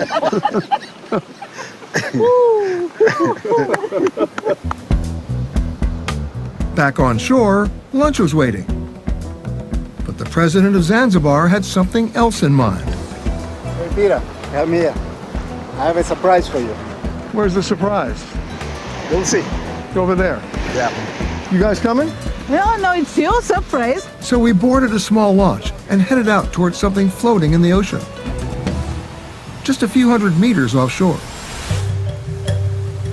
On the surface, it looks like a small house. But it's actually a special hotel room that sits in the middle of a protected marine preserve as part of Manta, a handcrafted eco-lodge on Pemba Island. Hey, Mr. President? So we went from catching fish to a nearby sanctuary where fishing is strictly off limits. Nice and easy, one step at a time. Are you ready for this, Peter? No. You gotta be kidding. I'm coming down. Oh, look at that. That's pretty cool. A lot of fish down here. It's a private island surrounded by coral, a place to submerge yourself in the Indian Ocean, both inside and out. Forgive me for saying this, but I really can't help myself. Here you actually do sleep with the fishes, but it's all part of a sustainable, responsible effort, where a portion of the profits goes directly to help preserve the reef. The intention is to utilize our marine resources in a sustainable way. A good example is these hotels, where they do tourism, but at the same time they are doing conservation. We caught fish, we saw fish, but we had no time to eat fish. The president says we've got to fly across the Straits of Pemba to a quick and unexpected road trip to an undisclosed location. The president and I rode in the Beast. That's the Lux presidential limousine with body armor and 4-inch bulletproof glass. It comes with the job. But today, we're on a different mission. She says that before we go searching for animals, she has a special kind of safari in mind. Peter, we are going to see a place not many people have seen it. And I have to warn you, it's not a pretty place, but you have to see it. Would you open the door, please?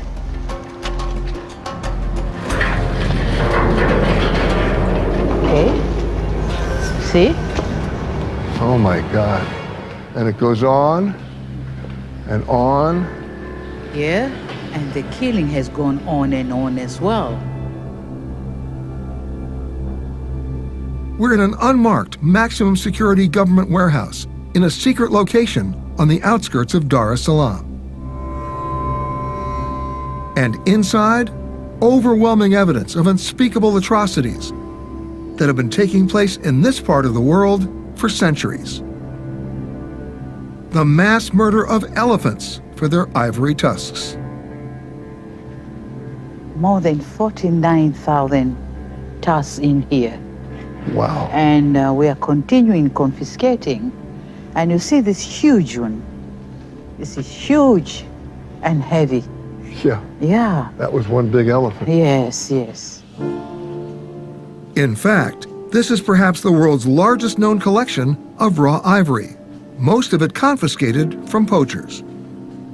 Despite a ban on international trade in ivory, African elephants are still being poached in large numbers, tens of thousands every year.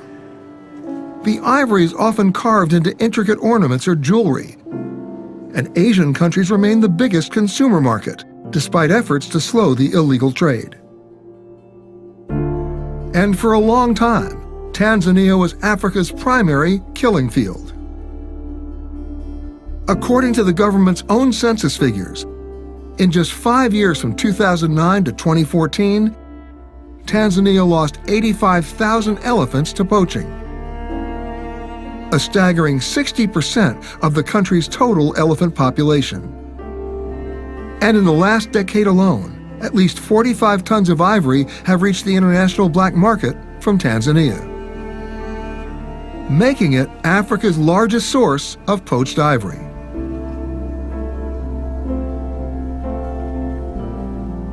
Would you bring that big one and heavy one for weighing, please? How much does it weigh? About 85 kilos. Wow. 85 kilos. And how much is that in pounds? Almost 200 pounds. 200 pounds. It's hard to imagine how slaves in chains were able to carry these giant tusks 600 miles from the interior to the coast, and to think this took place for more than 200 years. Many of the slaves died from the ordeal, and those who survived were sold, all part of the inhumane culture of racism and commerce. So they killed a very large elephant for 2 of these. Can you imagine? I don't want to imagine. Really sad. So sad.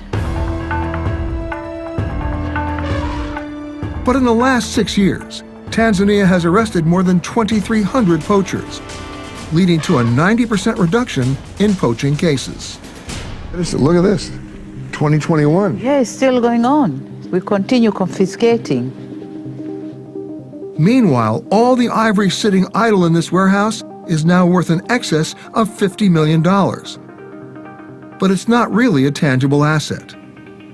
Selling this ivory on the open market would only send a wrong message and likely drive demand higher, thus leading to even more poaching. So for now, the ivory remains here in this heavily guarded vault, hopefully sending the right message. Peter, we are in dilemma. You know, we can't sell them, we can't ban them. We are just going to leave them like this to educate the world that these things has to stop. This is elephants' genocide. It really has to stop.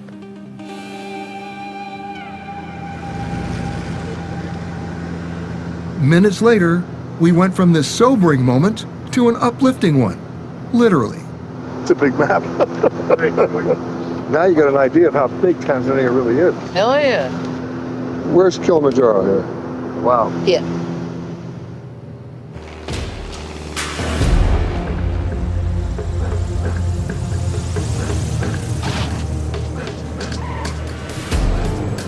Nice landing. Very nice landing.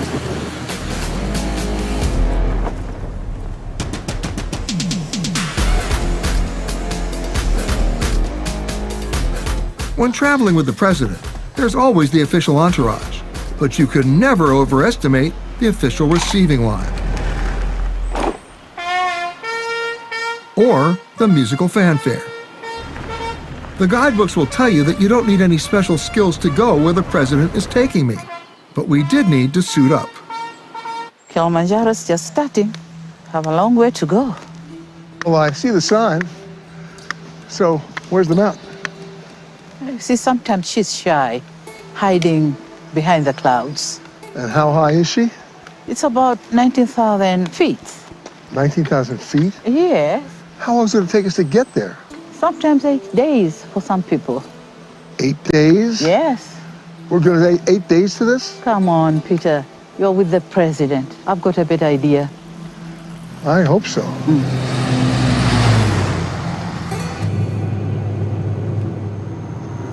Yeah, this part is nice. Even by plane, it seems to take us forever to climb up to the so-called roof of Africa. Cheers, Peter. Pole, pole. Slowly, slowly. We'll get there. You see it now? No. No. Up there, we're gonna see it.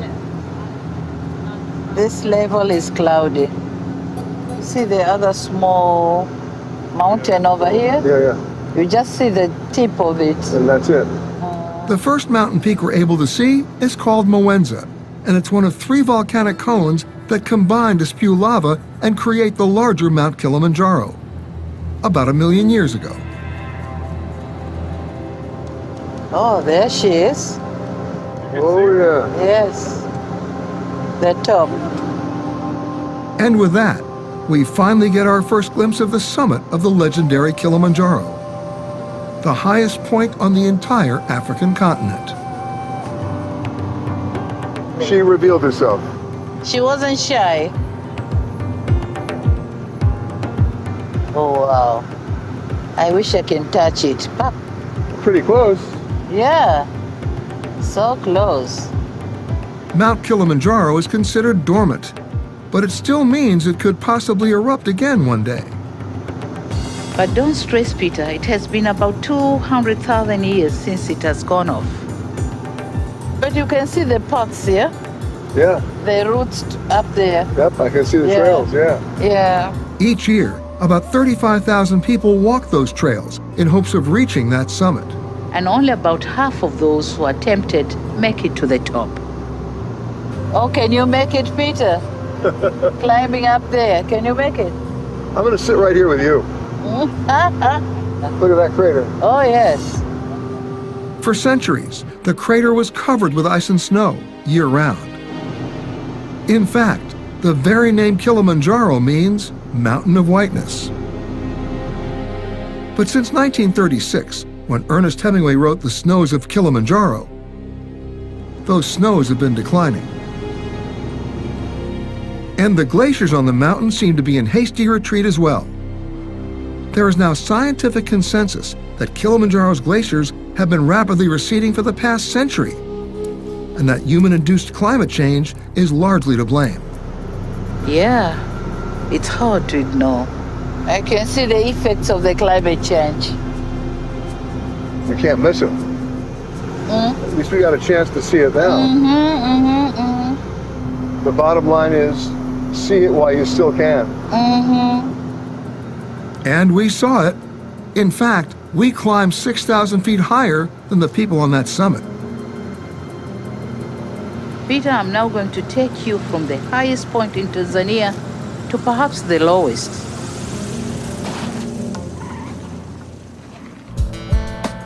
Just down the road from the Kilimanjaro airport, we drive into a secure area surrounded by troops, high perimeter fences, and cameras. And I soon learn why.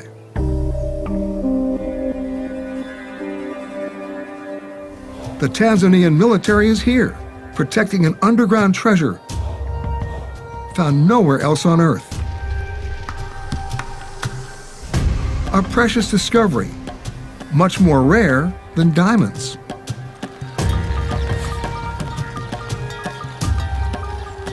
In 1967, a Maasai tribesman was tending his herd here, in the foothills of Mount Kilimanjaro, when he stumbled upon some shimmering blue crystals scattered on the ground.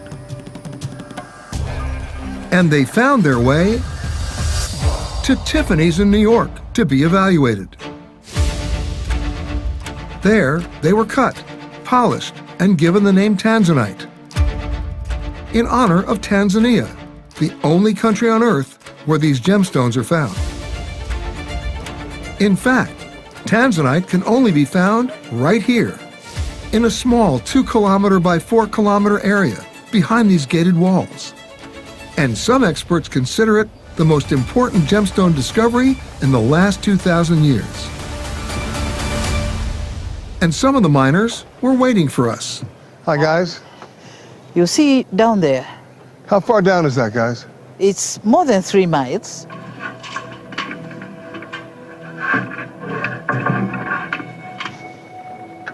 I can feel the heat. From here. You feel it from there? So we discussed whether or not we should go down with them, right? Yeah.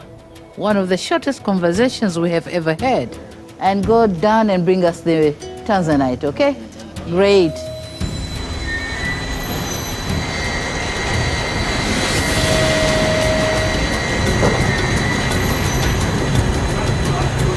Once down, the drilling team can finally begin boring into the rock face to place dynamite and explode the area in order to reach the Tanzanite veins. Later, at a processing facility above ground, the stones didn't look very impressive. So this is a high quality. Yeah. What's the value of it?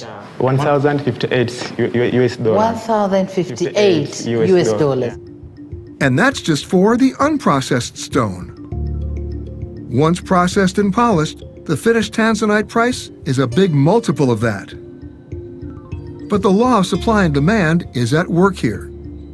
There's only a limited supply of Tanzanite remaining, and many experts think it will be all mined out within 20 years.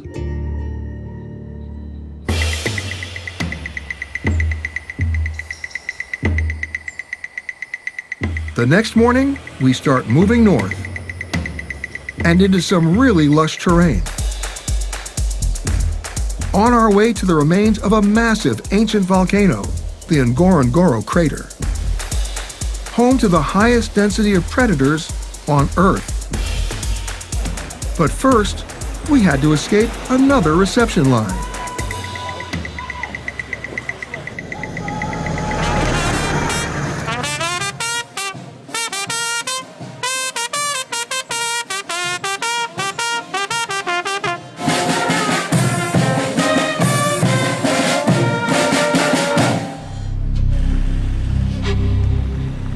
The president has promised to take me on a safari deep down inside the Ngorongoro Crater.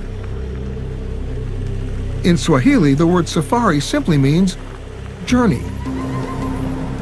But today, people use it to mean seeing Africa's great wildlife up close.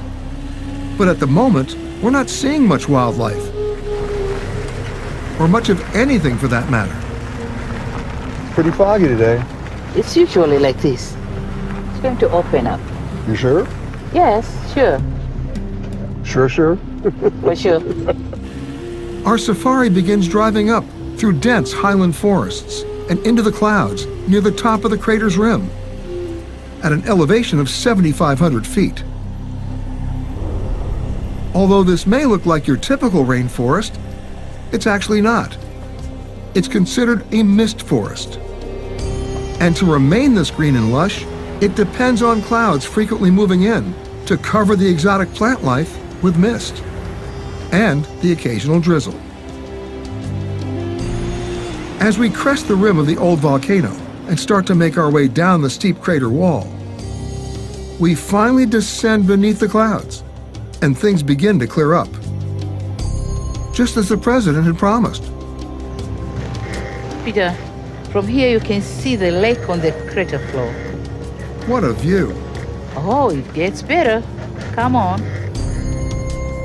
As we snaked our way down towards the crater floor on this narrow road, we're suddenly greeted by some of Ngorongoro's animal ambassadors. A troop of baboons. Can I make it? You're gonna do it.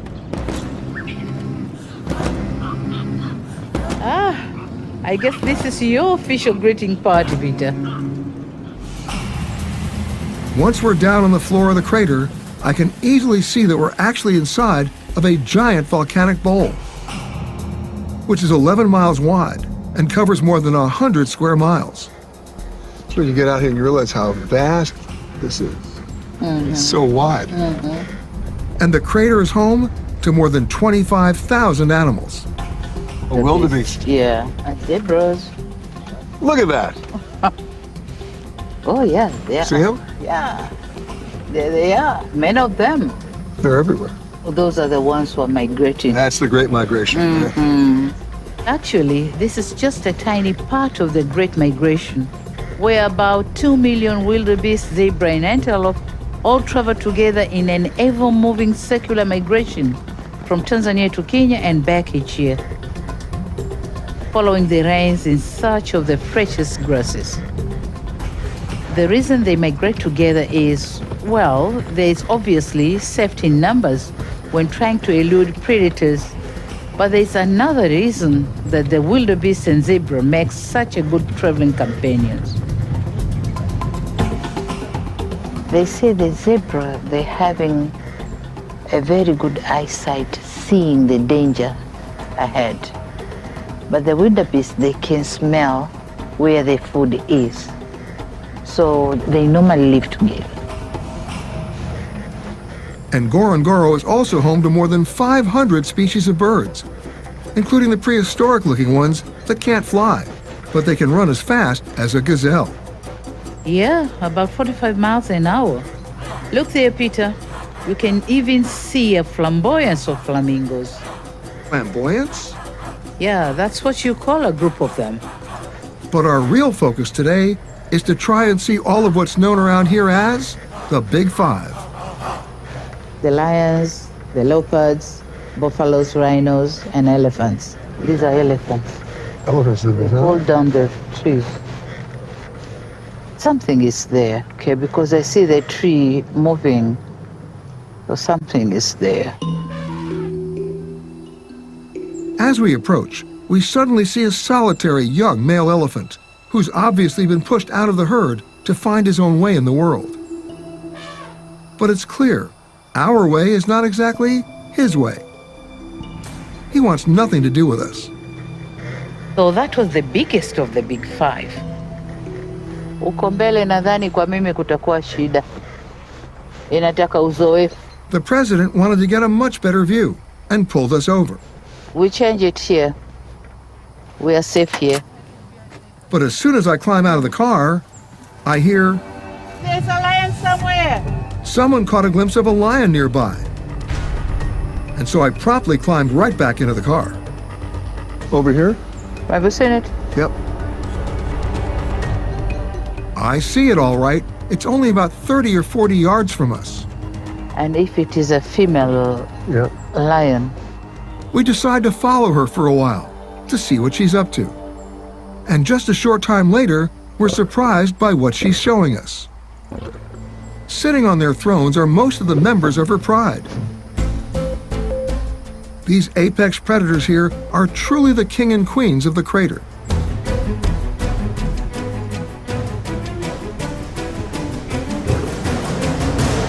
Gazelles are eating grasses. Then they come here for salt. And they make their meat be palatable. And that's why the lions eat them. So basically the lions are sitting around waiting for a touch of salt. Mm-hmm. This is the appetizer. What do we have over there? Is that buffalo over there? Yeah. So do all those buffalo know that these guys are here? Yeah. But even the lions, they're asking themselves if they should go there.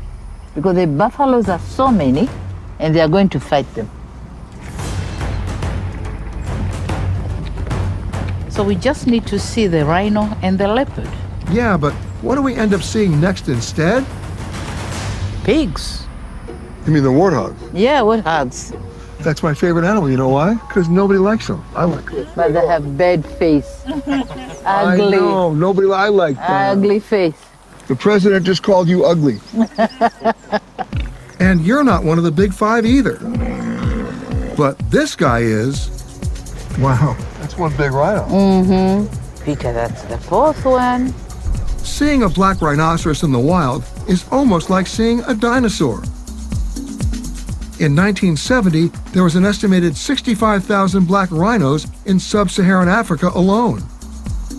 Today, there are only about 5,000 left. They're on the critically endangered list. And the biggest threat remains: poaching. We finally got out of the Jeep and walked over to what looked like a small, quiet pond. So look there. I want to show you what is known as a bloat of hippos. Bloat? Do they float? No, but they are the most dangerous animal in Africa. They kill about 3,000 people each year. Then why are we standing here? Because they stay there in the water during the day and only sneak out at night to eat grasses near the riverbank. But be aware, Peter, they are quite aggressive and can charge and crush you with their powerful jaws. And that's when you don't want to be around here. No, not at all. What time do you have? Let's leave. It's time to leave. Yeah, it's time to leave. As we move beyond the crater, we suddenly encounter the tallest mammals on Earth, the Maasai giraffe, native only to southern Kenya and Tanzania. And then, suddenly, I caught sight of one of the most elusive creatures in Africa, the leopard.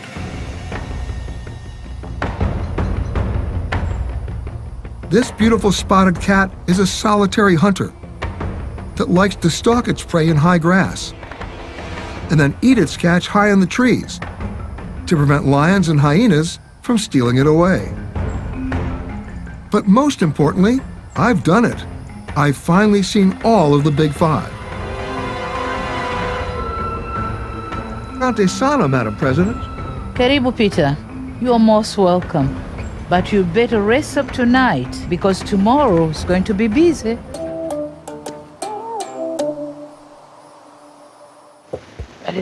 Salaam.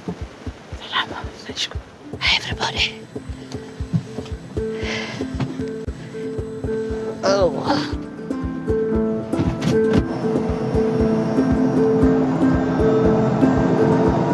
Ready to go? Ready to go. Yes.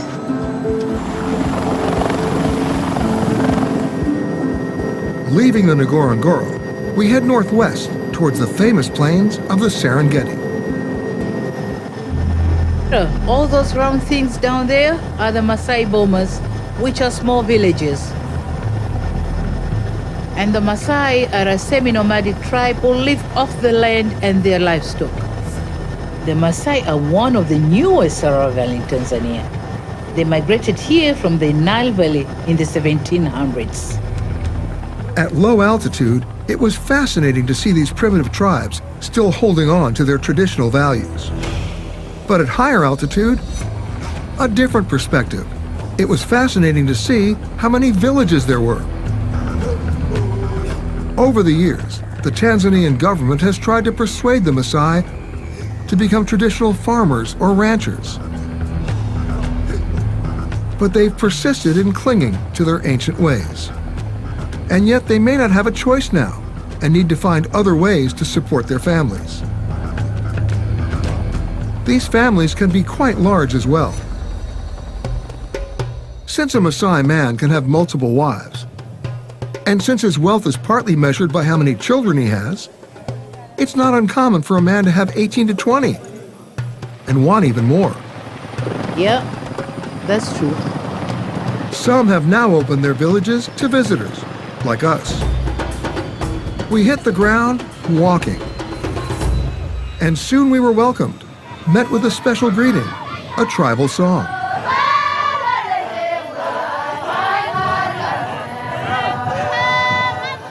Against the monochromatic backdrop of the African plains, the brightly clothed dancers are quite a sight. These performances are not only a way of educating foreigners about Maasai culture, they also serve as one way of helping to keep their traditions alive, as their way of life is slowly being transformed by modern society. Their voices are their instruments.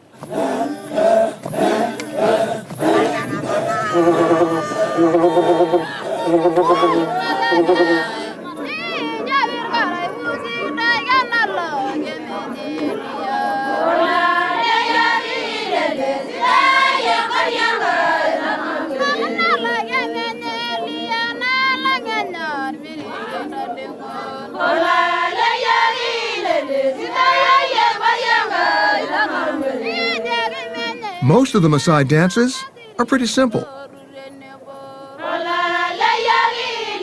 and consist of a lot of bending, with the feet moving slowly.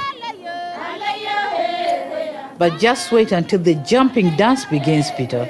The Maasai word for it is ahdumo, and is a dance performed by the young warriors.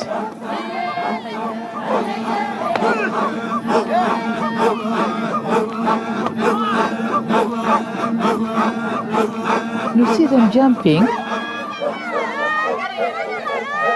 This is showing their strength to the young girls. So they're trying to impress them.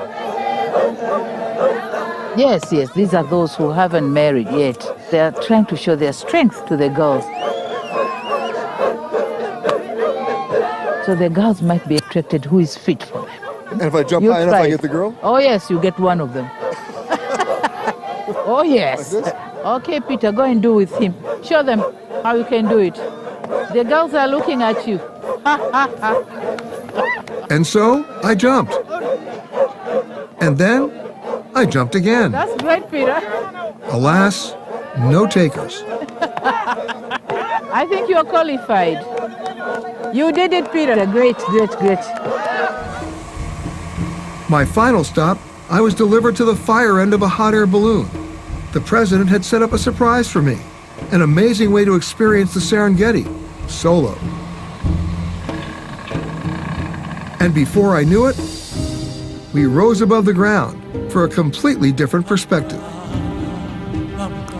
Floating above the Serengeti is like peering off into eternity. In fact, the name comes from a Maasai word, the place where the land runs on forever. The national park itself has been designated as a World Heritage Site and is probably the world's most famous game reserve. This is the way to start your day in Serengeti. I agree.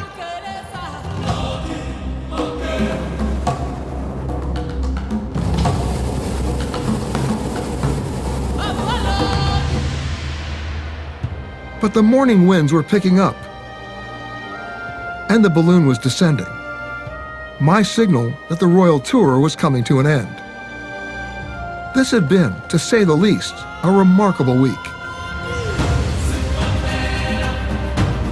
In just 7 days, we had seen history very much alive in Zanzibar. Fished in the Indian Ocean. Whoa! Learned the dark side of humanity, as well as the hope and promise of a country. Soared over Kilimanjaro.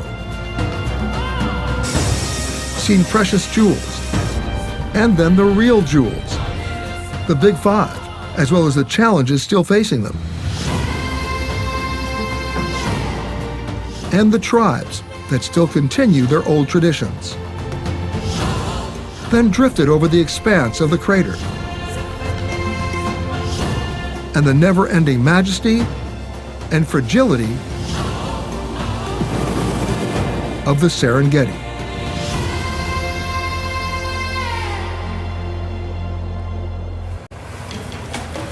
With most balloon flights, there's usually a single chase car below to help position and then secure the balloon. Not this time.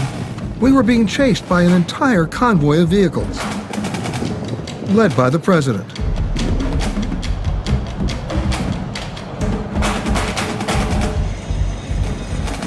And judging from my previous balloon experiences, it was a pretty gentle landing.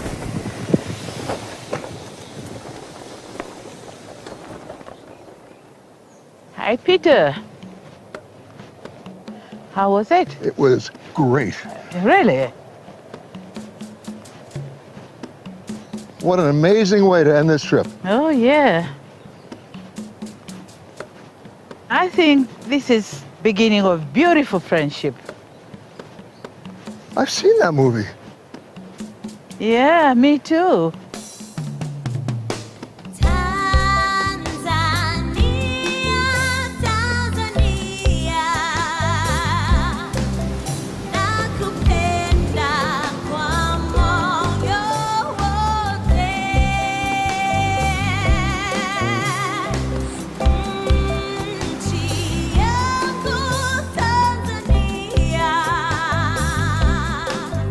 Jina lako ni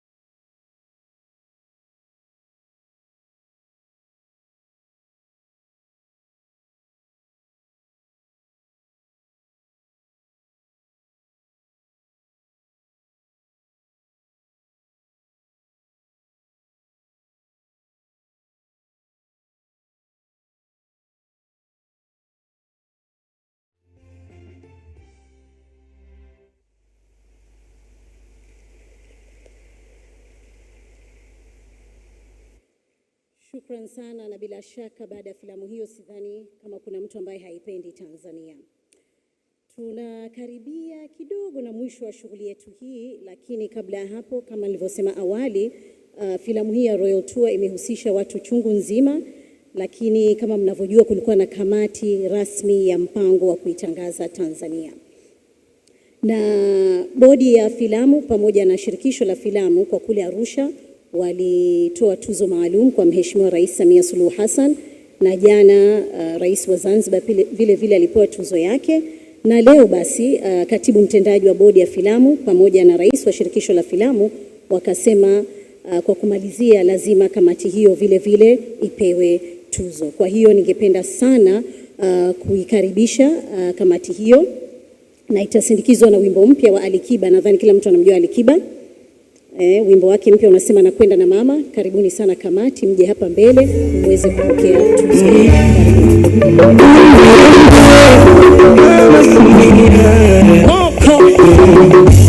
Umeshafika mwaka mmoja umeumaliza, ila spidi yako imepitiliza, na umetupa viongozi bora si wa kuigiza. Asante mama, oh asante mama, umetupa heshima, utakuenzi kwa mapenzi, umejawa hekima sana, umejawa hekima dunia nzima, umetupanga kama treni, umejawa hekima sana, umejawa hekima mama. Ruti si wake, shangwe si mwakwe, umeupiga mwingi mama, oh mwingi mama.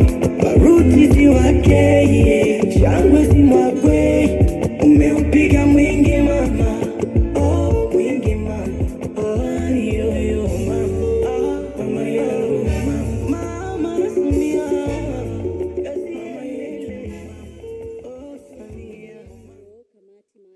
Shughuli zote hizi ambazo mmeziona mpaka siku hii ya leo ni hawa ndio wameandaa, wakiongozwa na Dr. Hassan Abbas, ndio mwenyekiti wa kamati hiyo, na mtendaji basi wa bodi ya filamu tunaomba mwakabidhi tafadhali. Inamiminika soko kimataifa, tunathamini heshima, utakuenzi kwa mapenzi, umejawa hekima sana, umejawa hekima dunia nzima, umetupanga kama treni, umejawa hekima sana, umejawa hekima mama. Ruti si wake, shangwe si mwakwe, umeupiga mwingi mama, oh mwingi mama. Ruti si wake, shangwe si mwakwe, umeupiga mwingi mama, oh mwingi mama, oh yo mama, mama yangu mama Samia, oh Samia. Jamani, mtusamee, utamaduni wa tuzo lazima useme kidogo. Mheshimiwa Rais, tunashukuru sana kwa fursa uliotupa kusimamia jambo hili kubwa, na kwa niaba ya kamati yangu tunashukuru wadau wa filamu kwa tuzo hii. Sina uzoefu wa tuzo, lakini na uzoefu wa kuandaa tuzo. Mheshimiwa Rais, huwa naona vijana wakipokea tuzo wanalia, kwa mimi najitahidi nisilie. Labda niseme wanakamati wenzangu hatujajadiliana, lakini mimi kwa mamlaka nilionayo, leo ni siku ya mama duniani. Naomba tuitoe tuzo hii dedication kwa mama yetu Samia Suluhu Hassan, lakini na wakina mama wote duniani na wakina mama wote duniani, na wakiwepo mama zetu wanakamati. Nawashukuru sana, asanteni sana kwa kutuamini. Mama yangu mama Samia, umeshafika mwaka mmoja umeumaliza, ila spidi yako imepitiliza, na umetupa viongozi bora si wa kuigiza. Asante mama, oh asante mama sana wanakamati. Na mpaka kufikia hapa basi tumefikia mwisho wa shughuli yetu hii. lakini si mwisho kabisa, tutamruhusu Mheshimiwa Rais aweze kuendelea na shughuli nyingine, lakini kwa wageni waalikwa nyote tunaombeni mbaki kwa sababu kuna mchapalo, naambiwa kwa Kiingereza ndo cocktail, kwa Kiswahili ndio inaitwa mchapalo. Kwa hiyo wageni waalikwa wote akishaondoka Mheshimiwa Rais, naomba mtapita mlango ule pale wa kushoto, mtaondokea upande huo, na ningeomba mabalozi, mawaziri, wabunge na makatibu wakuu mbaki kwanza. Kuna jambo dogo, halafu ndo mtaonyeshwa mlango wenu utakuwa upande huo. Lakini akiondoka Mheshimiwa Rais kwanza, akishaondoka naomba wageni waalikwa mtapitia mlango huu wa kushoto kwangu, halafu mabalozi, mawaziri, wabunge na makatibu wakuu mtabaki. Asanteni sana kwa kuja. Bila shaka najua mtakuwa mmefurahia filamu hiyo na mnaweza kuisambaza mnavyopenda. Karibu sana Mheshimiwa Rais.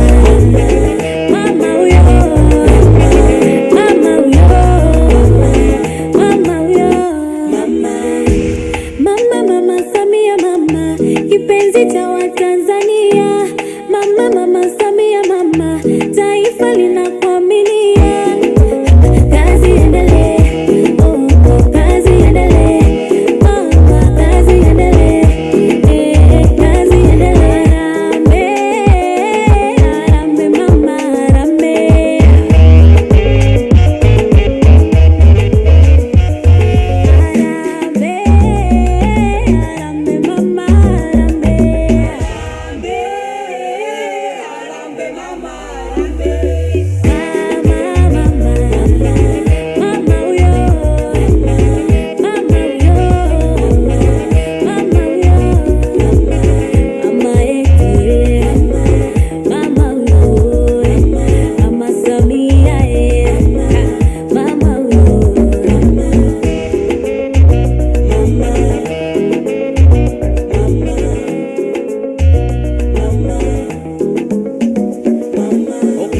Nani ambaye hajazaliwa na mama? Hakuna. Nani ambaye hajalelewa na mama? Hakuna. Nani ambaye hajanyonyeshwa na mama? Wewe unasemaje? Mama ni mama. Wampeni walo nje waje waione nchi. Wapinzani wa kijani kibichi. Kija wasungwa peni kadi za VIP. Kwa dakika moja nitoe matangazo. Niwaombe waheshimiwa mawaziri, waheshimiwa wabunge, waheshimiwa mabalozi na wakuu wa taasisi za kimataifa, makatibu wakuu, naomba watokee mlango ulioko mkono wangu wa kuume.